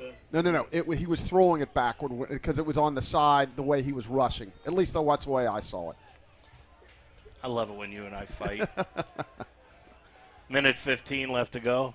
Your wife likes it, too, because it takes an argument away from her. Pass out in the flat. Hunkus caught the ball inside the 20 at the 20, make it the 17-yard line. And that's a 3-yard reception. Boy, Hunkus and Key today have come in here, and they're showing themselves something. Yeah, like you said, guys get opportunities, show what you can do, put it on film, and then all of a sudden the coach is like, hey, this guy, he can play too. Yep. You know, practice is one thing, and clearly they go by that, but, boy, in a game, it's nice to be able to shine. 41 seconds left to go. Prather, fake handoff, rolls to his left, throws into the corner of the end zone, intercepted. Pass he never should have made, and the interception is brought down by Tavantas Rivas, his second of the year. Ill-advised throw. He was just covered, really covered up, and just tried to force it in there. And that's, you know, I'm sure he feels bad, but he just can't make those kind of mistakes. 32.1 seconds to go in the third. Lions with a 55-14 advantage. They'll be 2-0 heading into Hope next week. D3 football, I was telling you this before we went on the air today, D3 football is calling next week's game one of the big games in Division III football. You love to hear that, you know, when your school's name's mentioned amongst all the schools in the country, so that's good news. 1st and 10, ball at the 20-yard line, Tejada, hands off right up the middle and breaking it to the 30, 35, 40, and breaking it all the way out to the 41-yard line is Saki. Saki takes it out to the 41-yard line. They're going to spot him at the 42.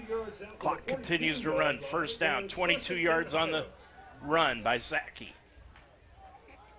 Tejada out of the pistol. He's got Saki in the backfield with him. 1st and 10. Tejada will run the option to the right side. Pitches it out to Saki. Flag down on the play. Saki gets hit at the 43, Chuck, and he'll be dropped right there. But it's got to be holding, Dave. I don't know what else it could be. Well, it will be a hold against Hiram. So they'll back him up. The quarter will end. There's only 3 seconds left.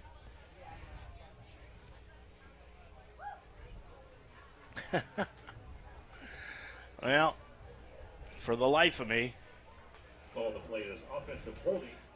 that mic for the official will not work. For whatever reason, too, in the last couple of years, it seems like we always have difficulties with that. And I know they test them and do all those things before the game, but for whatever reason, it just not working. 3.4 seconds to go. Hiram still with the football, and it'll be first down, and call it 20. Yeah, the quarter's over. And that'll end the quarter. So when we come back, Hiram will have the football moving into the wind, 1st and 20 to open the fourth quarter. Your score, the Mount 55, Hiram 14 on UltimateSportsTalk.com. Prepare your lawn organically with safety and peace of mind by calling Pure Lawn Organic Lawn Care in Cincinnati and Dayton. Pure Lawn Organic Lawn Care is a family-owned lawn service creating beautiful and healthy properties. Pure Lawn's treatments are based on natural and organic materials. Cheaper chemical lawn programs weaken the grass and roots.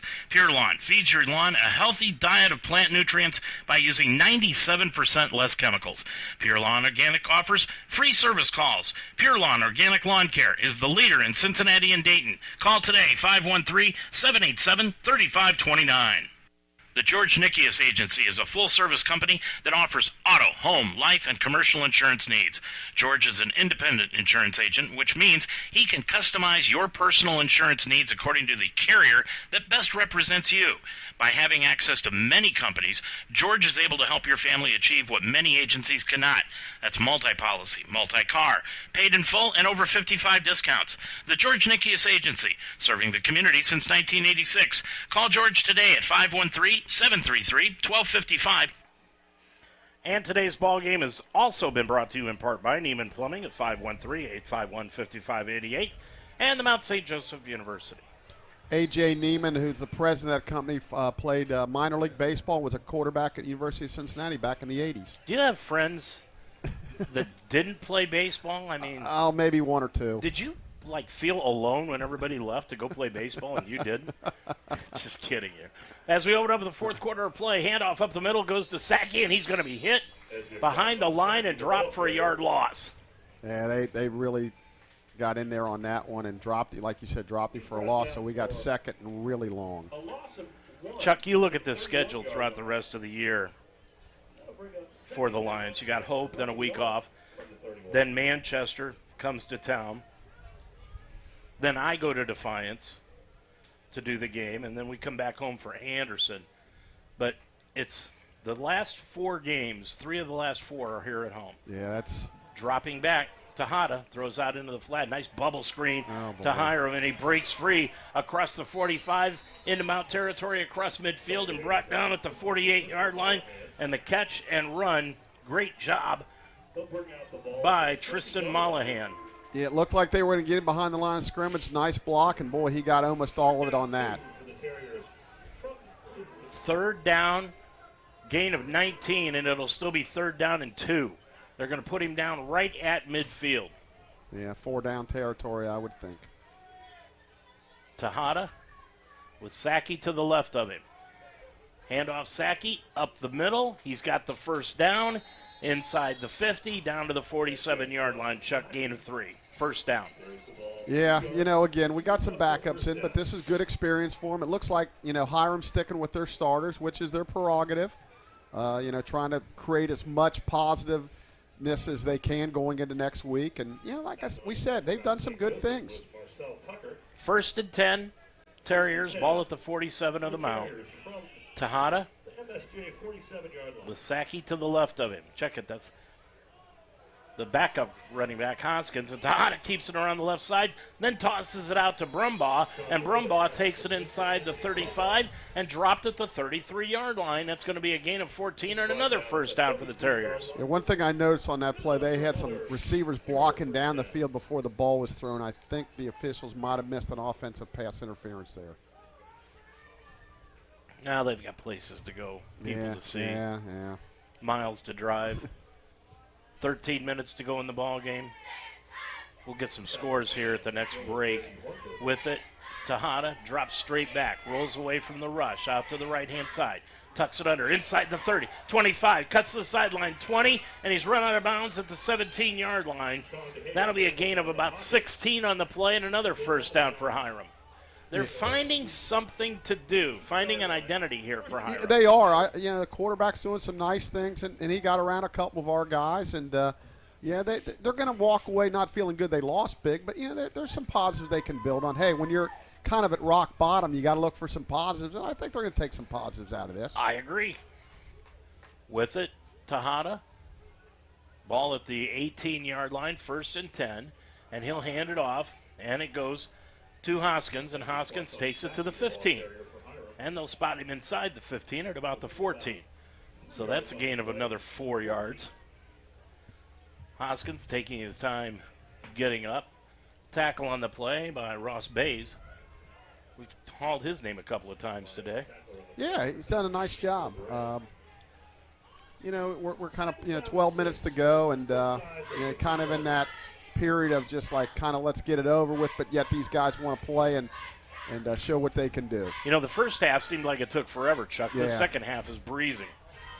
Don't jinx it. Tejada with Hoskins. Fake handoff. Tejada keeps it around the left-hand side.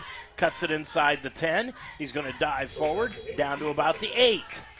Nice little run there by Tejada of 5. Yeah, I like what Tejada's doing. Again, we said early in the game he made some bad decisions, some bad throws, but he's going to be okay. He's from San Antonio, Texas, McCollum High School. Yeah. 5'10", 165 pounds. Home of the Spurs.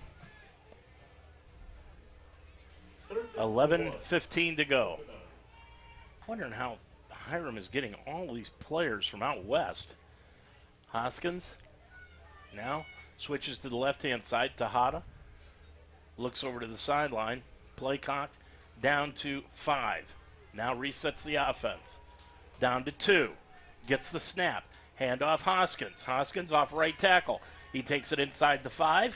He'll be dropped at about the 3, maybe the 2. Yeah, 1st and goal here. And you look at Hiram's roster, which I really didn't do before the game, but looking at the stats, we already talked about one kid coming in from Utah. Now you've got somebody from Texas, California. 1st and goal. Ball on the 2-yard line.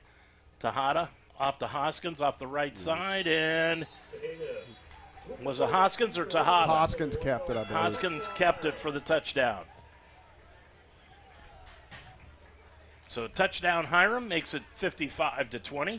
It's the most points they've scored in a game this year. Of course, they've only played 2. And coming in is Miller to attempt the extra point. Miller, the senior. He is from Monroe Falls, Stowe, Ohio, just a little north of Akron. Miller, ball is down, kick is up, and the kick is good. 10:25 left to go in the ball game. Your score, it's the Lions 55, Hiram 21 on UltimateSportsTalk.com. BSN Sports is the official athletic supplier of Mount St. Joseph University. If you need anything for your team, league, or complex, contact Scott Lawson of BSN Sports today. BSN Sports is the largest local sporting goods provider in town. They manufacture bleachers, benches, netting, foul poles, padding, goalposts, sleds, football dummies, and screens. And if it has to do with your athletic complex, gyms, courts, weight rooms, baseball and football fields, track and field, or outfitting your teams, call BSN Sports today. Scott Lawson, 513-702-5646. Every day is a great day at the Wishbone Tavern in the Delhi Plaza. The Wishbone Tavern still serves the best wings and burgers in town, but now they offer brunch on Saturday and Sunday starting at 10 a.m. And for your next event, use the Wishbone Tavern's party room, capable of holding up to 60 people. Contact Nicole for a reservation. With a menu full of fresh ingredients, hand-breaded appetizers, and a relaxed family-type atmosphere, your good time will begin when you walk in the door. The Wishbone Tavern in the Delhi Plaza, a proud member of the community, open Monday through Friday at 11, Saturday and Sunday at 10. Miller will kick it off for Hiram as they are down on the scoreboard now, 55-21, 10:25 remaining. Chuck will take a look at some top 25 scores coming up after this kickoff. And the kickoff by Miller, high, end-over-end kick that is taken in by one of the upbacks. That's Luke Valerio. Valerio is going to cut it to the 50, 45, 40. Cuts inside to the 35. There's a flag down all the way back to the 40-yard line. Yeah, this is coming back. Yeah, it's going to all go for naught. Really good return, though. Nice to see that. Valerio, a wide receiver from Fisher, Indiana. Freshman, 5'10", 147. Boy, this freshman class is showing. Yeah, well, I tell you, Dave, going into next year, we lose a lot of guys on offense, so these guys are probably going to be playing meaningful minutes next year. While the referees sort this out, let me give you some scores. Georgia, 45, Ball State, nothing. Ohio State, 35, Youngstown State, 7. Penn State, 49, Delaware, 7. Notre Dame, that game is now back in. They're leading NC State 10-0. Baylor, 13, Utah, 6. Kansas State, 28, Troy, 10. Colorado and Deion Sanders, 23, Nebraska, 7. Clemson, 7-0. And the Mount women continue in the first set against Concordia. They won 25-19, and they lead 4-2 in the second. 10:15 to go in this ball game. 55-21. Prather, the quarterback. And fake handoff, throws it out into the flat, incomplete. We have got wholesale substitutions. That was Noah Harville, the intended receiver from Murfreesboro, Tennessee. Yeah, that went through his hands. That's got to be caught. So I'm sure he feels like, my opportunity. I dropped the ball, but he'll get another one. He'll catch the next one. That's what we always used to say. Get the next one. You know, I keep kidding. It's the I-75 corridor that the Mount recruits at. Hiram, it looks like they're going down I-80. Second down, 10 yards to go. Handoff right up the middle to the 40, out to the 43-yard line on a nice run, quick running by Johnny Reger. Yeah, it's a good run. He popped it. The umpire got hit there, and he got knocked down too. So nice run, nice hole by the offensive line there. Reger going semi-home next week to Buchanan, Michigan, is where he's from. First down, gain of 11. Reger in the backfield. Prather throws out to the left sideline, complete at midfield, and dropped right there is Miki Jean-Baptiste from Kissimmee, Florida. Yeah, with this depth chart, we're not going to need 2 deep. We're going to need about 4 or 5 deep for the rest of the game. But it's great to see all these kids getting an opportunity to play. No, I agree. It's fantastic. I'm just glad they make numerical rosters. Yes. For us to go by. Reger moves from the left to the right of Prather. Dropping back, Prather, heavy rush. He's going to get hit and dropped all the way back to the 35-yard line. First sack of the day. Or is that the second by the Lions? Yeah, I think it's the first. They blitzed up the middle heavy. We just couldn't protect it. And unfortunately, Tyler had no chance to throw it away. You hate to take, big sacks like that, but there's nothing he could do. Clock running, 8:53 left to go. Got a little note here on Hiram. Give you this after this play. Dropping back, third down and 18. Prather steps up. He's got him. Up the right side. He's got a receiver complete at the 40 to the 35 where he skipped out of bounds near the 35 at the 37-yard line. That's Noah Harville. Great protection that time by the offensive line. Tyler had all day to throw, made a great strike down the line. As you said, pulled in for a first down. Big gain. First and 10. Harville with a nice catch, nice throw by Prather. Receivers out, split out as the Lions go spread offense, shotgun. Prather drops back on first and 10, throws out to Harville again, and he's got it inside the 35 to the 33-yard line. That's a gain of 5 again. Yeah, again, I can't say enough good things. Coach Coral's offense, the way he dials these patterns up and plays, guys are just consistently open. And most of the time, Josh, and now in this case, Tyler, are executing these plays. 7:50 remaining. Second down, 7. Prather, good protection, throws upfield, and it's way over the head and incomplete of the intended receiver, Michael Hunkus. Yeah, a little miscommunication there. This is 4 years ago. The Terriers scored 21 points in only one game. These seniors already matched that from their freshman year and their second year. So they are bringing in some players to this football program that are making an impact right away. Handoff, Rager right up the middle for the Lions. Takes it to the 30, to the 29. Another 4-yard gain by Johnny Rager. Be about 4th and 2, Dave. I love his name, Chuck. It's like a cartoon character on Saturday morning. Yeah, what was the one? Was it Johnny Fever? That was the WKRP guy, wasn't it? Yeah. And I feel Johnny there was Quest. Yeah. Remember Johnny Quest? Yep, and I feel like there was another Johnny that was I a agree. cartoon, but I can't think of it. But Rager's like the cartoon character on Yep. Saturday morning. Yep. Boom. Put the cape on him. He's running right behind Danny Mabe at center. 4th down, 2 yards to go for the Lions from the 29-yard line of Hiram. Rager out in motion. Prather throws out to the left side, complete to Harville. He's got the first down at the 25. Yeah, nice route, nice throw. Threw it low where it couldn't be picked off, and nice job there. Under 7 minutes and running.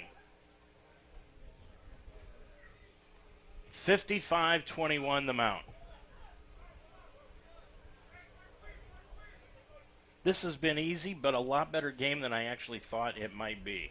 Prather dropping back, looks to his left. He's going to throw out to the left, and it's complete to Joe Key inside the 15. Nope, now they're going to come in and say it hit the ground.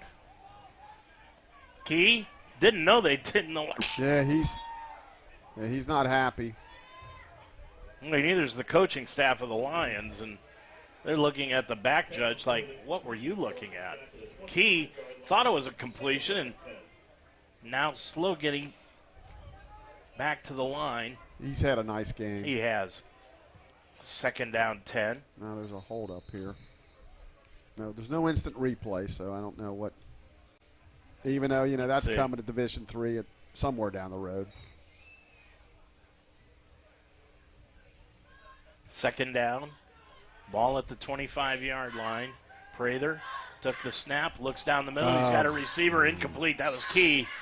And breaking it up defensively was Keenan Markel Newsom. Yeah, that was a good play. It was almost picked off. He threw a little late there. Now take a guess where Newsom is from. Well, if it's I-80, Pittsburgh. Well, I-80 goes west, too. Oh, okay. And believe me, if you go I-80 west where this guy is coming from, you're swimming most of the way. Oh, wow. He's from Hawaii. Oh, jeez. 3rd down, 10 yards to go from the 25. Dropping back, Prather looks down the middle. He's got a receiver. That's Harville, and he got hit. Now they're going to call a penalty on Hiram. I'm not sure I agree with that one. I don't think so either. I mean, he threw it in a triple coverage. It was high, and we're kind of getting bailed out here. Maybe it was an unnecessary hit or something, but I don't think it was pass interference. No.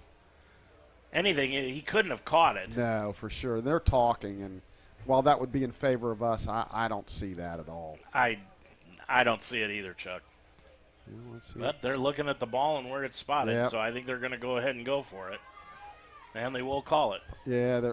Personal foul. So that's what it was, an unnecessary hit after the throw, because that couldn't have been pass interference. I don't know why he's continuing to explain it. The mic isn't working. And it's not like he can't tell the mic isn't working. Yeah, he would know by now. But, yeah, that makes a little more sense. I didn't really see a blatant personal foul there, but Take it down inside the 15 to about the 13. Let's see Rieger run the ball a little bit here. There you go. Rieger off the right side, right up the middle. That's inside the 10. Look at that. To the 5, spins to the 4. That's great running, Dave. He's running with purpose. He sure is. Let's run the ball in here. Look at these guys hurrying up and getting to the line of scrimmage. They want a chance to score here. 6 minutes and running left to go. Handoff Rieger off the left tackle, down to the 2, to the 1. He'll be brought down right there inside the 2-yard line. Yeah, it's good running, but really nice job by the offensive line opening up them holes. He's got some nice holes to run through. 5:59 remaining.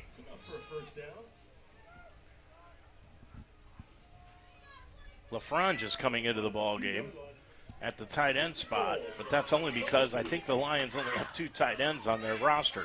Yeah, left tackle Nathan Bieber's been opening up some nice holes over there. 5:50 remaining. Prather with Rieger. Handoff Rieger, left tackle, got hit at the 1. Boy, he's really close. And they'll spot him down inside the 1. And it's second down. And it'll be a short yard to go for the touchdown. Now Key is coming back into the ball game. I say give it to him again, but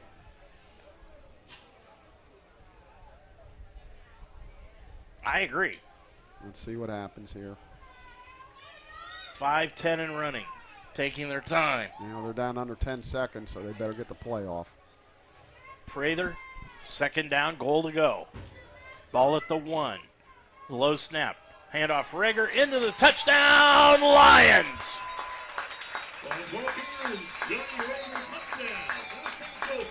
Rager with his first touchdown of the year. And the Lions have eclipsed the 60-point mark. They now lead at 61-21. Boy, Dave, feel like I'm saying this, but I really like our skill guys. I mean, our 3 and 4 and 5 guys are really good players. We got a different kicker coming in here now for the extra point. And let's see who that is. Is that 93? Yeah, I believe that is Jasper Damewood. Damewood, 5'9", 209 pounds from Blanchester. 4:55 remaining. Damewood kicks it up, and it is good. 4:53 remaining in the game. Your score now, it's the Mount 62, Hiram 21 on UltimateSportsTalk.com. Sometimes circumstances require the services of a private investigator. And when that happens, contact Official Investigations and Security Services in Cincinnati. They specialize in surveillance, insurance fraud investigations, workers' comp, witness location and protection, accident reconstruction, and stolen auto and construction equipment. Official Investigations and Security Services also provides mobile notary services throughout the tri-state area. So for your needs, call the best. Courtesy, professionalism, experience, and results. Official Investigations and Security Services at 844-263-3424. My mom used to take Logan and I to Skyline. Since I got my driver's license, now he makes me go with him all the time and drive him there. I come home and he's just like at the door and he's like, can we please go to Skyline? I'm like, Logan, chill, we just got home. But it's fine with me because I love it too. Because it's like the one place that we actually like have like a conversation. That just became like something really special for us, and now we do it all the time and we just love it. Skyline Chili, 5137 Delhi Pike. Dave Mitchell, Chuck Murray right back here at Schuler Field, where the Lions lead at 62-21 this afternoon over the Hiram Terriers. Chuck, just looking at this very quickly. 8, 12, 13 different receivers have caught a pass here today for the Lions. As a coach, you got to be ecstatic over that. Lions kicking it off. It'll hit at about the 10, 5, and bounce into the end zone for a touchback. A, you're spreading the ball around. B, a lot of guys are playing, which means C, you're probably winning big. 294 yards in passing yardage today. Rushing yardage, 186, which is a lot better than what we had last week against Baldwin Wallace. For sure. And you know, actually, I think if we would have went more to the running game, and I'm not criticizing, we're a passing team, I think we could have ran it close to 300 yards. Total offense for the Lions, 480 yards on 80 plays in this game. Hiram, 75 plays, 350 yards of total offense. I think my Coleraine math would mean that's 6 yards a play for the Lions. 480 divided by 80, right? 6 times 8, 48, I think. So yeah, that's pretty good. The improvement that Hiram has made from first game to second game is tremendous. Just 136 yards in total offense last week against Heidelberg. Looks like they got a new quarterback in here. And we'll get who that is in just a second. The new quarterback coming in for Hiram as he throws an incomplete pass is Jaden Jennings. He's a southpaw, it looks like. Southpaw junior, 6'4", 245 pounds. Boy, he's a big quarterback. He looks more like an offensive lineman than a quarterback. I was going to say a linebacker playing quarterback. Yeah. That pass was incomplete. Second down, 10 yards to go. And the handoff goes right up the middle and dropped down at about the 28-yard line is That was Isaac Cervantes. Cervantes from San Diego, California. Yeah, I'm leaving the beautiful weather of San Diego, California, the beaches and everything else for the summers of Hiram, Ohio. Dropping back, Jennings looks upfield, rolls out to his left now, tucks it under. He's got it at the 30, across the 30, out to the 33-yard line. Well, I'll tell you, when he hits you, he hits you. You're not kidding, boy. He's like a fullback back there. I assume they're going to go for it here, fourth and less than a yard. Yeah, I mean, what do you got to lose? Got it out to the 34-yard line. Heck, I just let him run it again. Yeah, I just put him under center and let him go. Nobody goes under center anymore. It's crazy, isn't it? It is. Fourth down and a yard. You're starting 6 yards away, and the Lions jumped, and that'll give Hiram a first down. What? Well, it was actually we could have gotten back, but then Hiram jumped, and now let's see what they're going to call. I think you've got to make the call against the Mount. You do. Yeah. 3:28. We'll never know if they were going to run a play. They were doing the old try to get them off sides, and it worked. So that should really never happen on. That'll give Hiram the first down. My old middle school coach used to say, "You watch the ball." Encouragement penalty called on the Lions. 5-yard penalty. Moves the ball to the 44-yard line. 3:28 remaining. Next week, Hope. 1 o'clock kickoff. 12:30 with the pregame show. Chuck and I will have it for you. First down 10 from the 39. Jennings drops back. He's going to throw the ball. There's going to be almost intercepted. The Lions had it right in their pocket and couldn't come down with it. That was Austin Adams. Dave, that was another pick six. Boy, he knows it too. He's like, right in my hands. He's holding his helmet like, that was my time to shine. The freshman from Lancaster, Kentucky will never have an easier one. That was a pick six. Second down, 10 yards to go from the 39. Jennings with the RPO, hands it off right up along the right-hand side and dropped for a 2-yard loss is Cervantes. Back to the 37-yard line. That was Cole Grigsby. Nice play by Cole. Got off his block and made the solo tackle. 3 minutes to go in the ball game. Clock continues to run. Lions will go 2-0 for the second consecutive year. They've won 12 consecutive regular season games. Dropping back, Jennings rolls out to the left now. Gets his balance, throws it upfield, and he's got a receiver. It's complete at the 30, 25, 20. Dropped right down at the 20-yard line. And that is Jarius Green, who's still into the ball game. Yeah, we called him in the first half. Nice play there. He rolled out to his left. There was a lot of pressure and made a nice throw on the run. Jennings now gets them up to the line of scrimmage. 2:20 to go in the ball game. He's got Cervantes to his right. Handoff Cervantes off right tackle inside the 15 to the 14. Yeah, what you want to try to do if you can, you want to force the left-handed quarterback right if you can, because it's a lot easier throw rolling to your strong side. But he made a nice play on that previous play. Second down, 4 yards to go after the gain of 6. Yeah, we're under 2 minutes, Dave.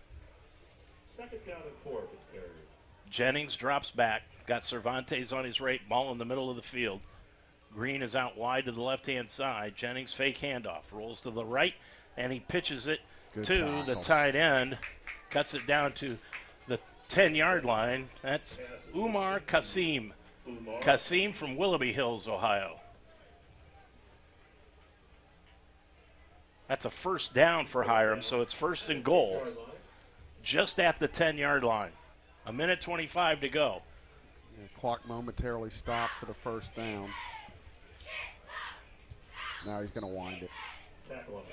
So the clock will move. Yeah, I'm sure Hiram would love to get in here. 62-21 Lions. Jennings, fake handoff, stands into the pocket, throws into the middle, and it is incomplete for Green. Threw it behind him. 1:09 to go.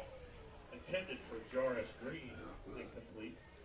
See Josh Taylor down there on the sideline, Chuck, with his shoulder pads off. Yep, he had a nice day. And that's when it's tough with Joey Newton, his stuff's off. It's, when you're, trying to build statistics for All-American stuff, but it's hard if you only play a half. But clearly the Lions did the right thing. Well, we're not the only one that doesn't, that right. has to play a half. Jennings is going to cut it around the left-hand side and down the 10 oh my gosh. to the 5. He's like a truck. Gets it inside the 5 to the 3 to the 2, and the entire Mount defense -1 it took to take him down near the 2-yard line, Chuck. I think they may have found their next fullback. Boy, he's a load to bring down. He's only a junior. Yeah, I would think about maybe giving him the ball out of the, the eye from, especially in short yardage situations. Well, you wonder if they just don't go back to the I formation and put him in front of the running back and see what he can do, or tight end. I think that's what's going to happen right here. Third down and goal, from the 1. He's going to keep it himself. Off the right side. Is he in? No, he's just shy of the goal line. But they're going to call timeout. One more play, and they want to get in. 21.8 seconds to go. No, they didn't call timeout, so it's running. So they're going to hurry up and try to get one last play. I'm surprised they don't call a timeout. Yeah, Fourth down, goal to go. Same Jennings play. took the snap around the right side. He's going to get hit behind the line, and he's not going to make it into the end zone. Lions defense holds, and that will turn the ball over to the Mount with 8 seconds to go in the game. It really didn't make a difference, but I'm running that guy straight ahead. Why would you run him wide? Just get him straight ahead. It'd be tough to bring down. But either way, nice stand by the Lions defense. Good win today. Going to go 2-0 again, like you said, for the second year in a row. Good feeling. Nice home opener. This will be the 12th regular season game that the Lions have won over the last 2 years.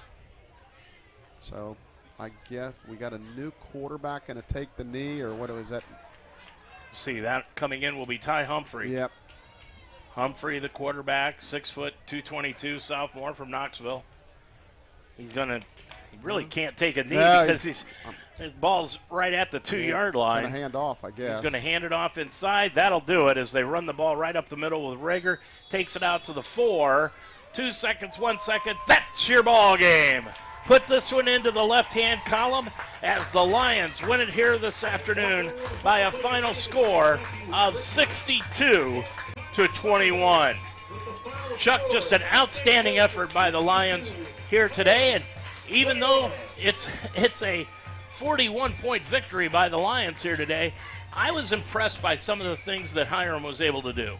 Yeah, again, from about the middle of the second quarter on, they did it. They did some good things, and I think you don't want to go home losing 62-21, but I think they got to feel like, hey, they did some good things, something to build on, and so that's good stuff. So the Lions win it here this afternoon by a final score of 62-21. Chuck and I will be back to wrap things up after this. For more than a century, Mount St. Joseph University has prepared nursing leaders who serve their patients with the heart of a lion. With flexible undergraduate and graduate programs, the Mount will help you climb higher. Begin your ascent at msj.edu/nursing. What or who is Nesco Resource? We're a nation of individuals who are passionate about helping our communities and the people in them. How do we do it? We're maniacal about client relationships. We get to know you, what you're looking for, what you value, and what your goals are. We then use that information to find the best candidates for the job, giving you a strategic advantage in your market. We're supported by the best technology and recognized across the industry. All of this helps you succeed. One partner, endless possibilities. Are you ready to achieve health in a whole new way? I'm Tanya Fasnacht-Jolliffe, the founder of LIT Wellness Solutions, an award-winning health and wellness consulting and coaching company. If you're ready to move beyond traditional medicine, visit litwellnesssolutions.com today and sign up for a free strategy session to learn how you can achieve a healthy, whole, and purpose-filled life by replacing the destructive messages of diet culture using lifestyle as medicine solutions. Well, Chuck, the Lions win it here this afternoon by a final score of 62-21, and I think both teams are going to come away with this with a very good feeling. Yeah, again, I mean, from our standpoint, we put a lot of points on the board. We scored 2 defensive touchdowns. Special teams were pretty good. So, an overall, I think a solid performance. They're like, hey, this is, kind of what they expected, I think, deep down. For Hiram, like we said, hey, you lose bad, but they did some good things on offense. And so, again, when you're struggling as a program, as they've been over the years, you got to have something to build on. So you got to take away something positive. They scored, 21 points. So, feeling better about themselves.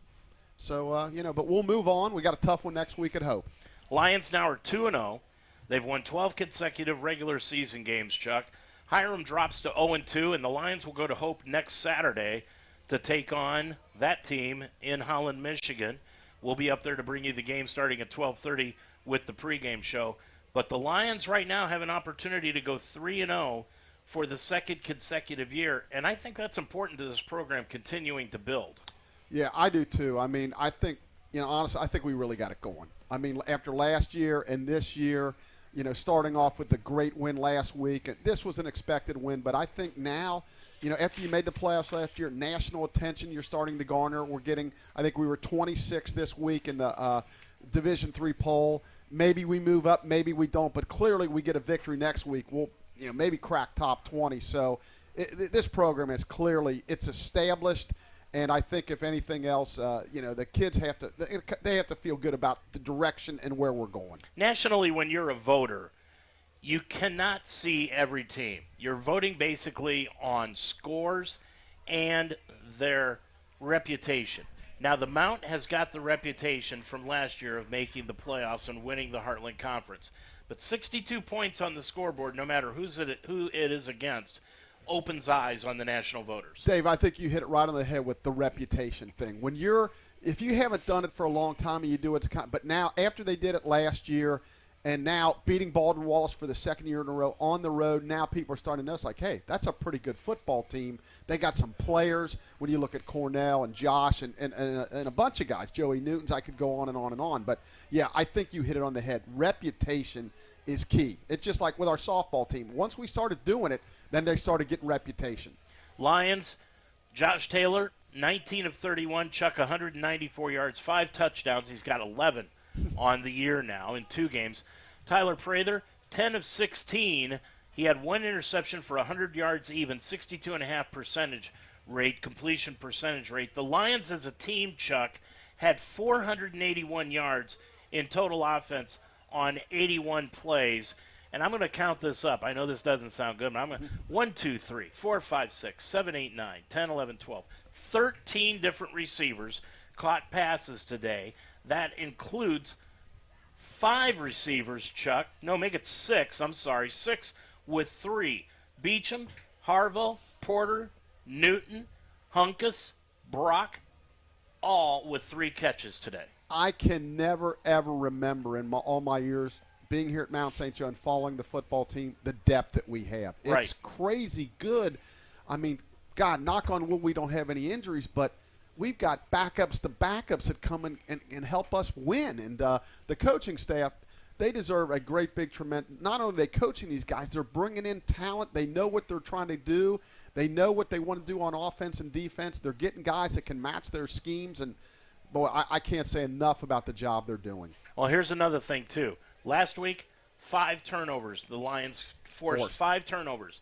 This week they had 4 interceptions and a fumble, but they didn't recover that one. Right. So they've had 5. So that's 10 turnovers they've had, Chuck, in the last 2 weeks. That's called winning. When you force the team into 4 and 5 turnovers a game, you can't almost help but win, unless you turn it over the same amount of time. It's really, really good so far. It got a good thing going again. And, last year we were hoping. I think this year we're expecting. That's a good way of putting it. 62-21, Lions winner here this afternoon. We'll wrap it up from Schuler Field after this. Every day is a great day at the Wishbone Tavern in the Delhi Plaza. The Wishbone Tavern still serves the best wings and burgers in town, but now they offer brunch on Saturday and Sunday starting at 10 a.m. And for your next event, use the Wishbone Tavern's party room, capable of holding up to 60 people. Contact Nicole for a reservation. With a menu full of fresh ingredients, hand-breaded appetizers, and a relaxed family-type atmosphere, your good time will begin when you walk in the door. The Wishbone Tavern in the Delhi Plaza, a proud member of the community, open Monday through Friday at 11, Saturday and Sunday at 10. Every day is a great day at the Wishbone Tavern in the Delhi Plaza. The George Nikias Agency is a full-service company that offers auto, home, life, and commercial insurance needs. George is an independent insurance agent, which means he can customize your personal insurance needs according to the carrier that best represents you. By having access to many companies, George is able to help your family achieve what many agencies cannot. That's multi-policy, multi-car, paid in full, and over 55 discounts. The George Nikias Agency, serving the community since 1986. Call George today at 513-733-1255. Where are you headed? Where would you like to go? New heights, right? That's why you're going to college in the first place. At Mount St. Joseph University, we integrate academic excellence, real-world experience, and individual attention so that you can go further than you ever thought possible. In fact, over 96% of our graduates over the past 3 years were employed or pursuing graduate studies within 6 months of graduation. Are you ready to climb higher? Begin your ascent at msj.edu. Lions win it here this afternoon by a final score of 62-21. Chuck, any final thoughts? Well, again, it's a really good start to the season. After the big win last week, we were maybe a little concerned there would be maybe a little bit of a letdown. There clearly wasn't. Josh had another great game, and really a bunch of guys. If we named them all, we'd be here till 4 o'clock, so I'm not going to do that. But they have to be pleased with their start. You know, long season to go, big one at Hope next week, but they took care of business today. And they should be happy that, as I said, scored a lot of points. All 3 phases were good, and a lot of guys played. You can't beat that. Absolutely not. So we'll see you at Hope next week. I can't wait. Lions will play Hope next Saturday afternoon at 1 o'clock. We'll be on the air with the pregame show at 12:30. Our thanks to President Dr. Williams for allowing us the opportunity to broadcast these games for you. Athletic Director Melanie Wagner. Sports Information Director Blake Watson. All the coaches on both squads. The visiting team Hiram. All of our sponsors, to Greg Mitchell, our producer, but most of all, our thanks go out to you for listening here this afternoon. For Chuck Murray, I'm Dave Mitchell, reminding you once again your final score. It was the Mount 62, Hiram 21. Have a good night, everybody.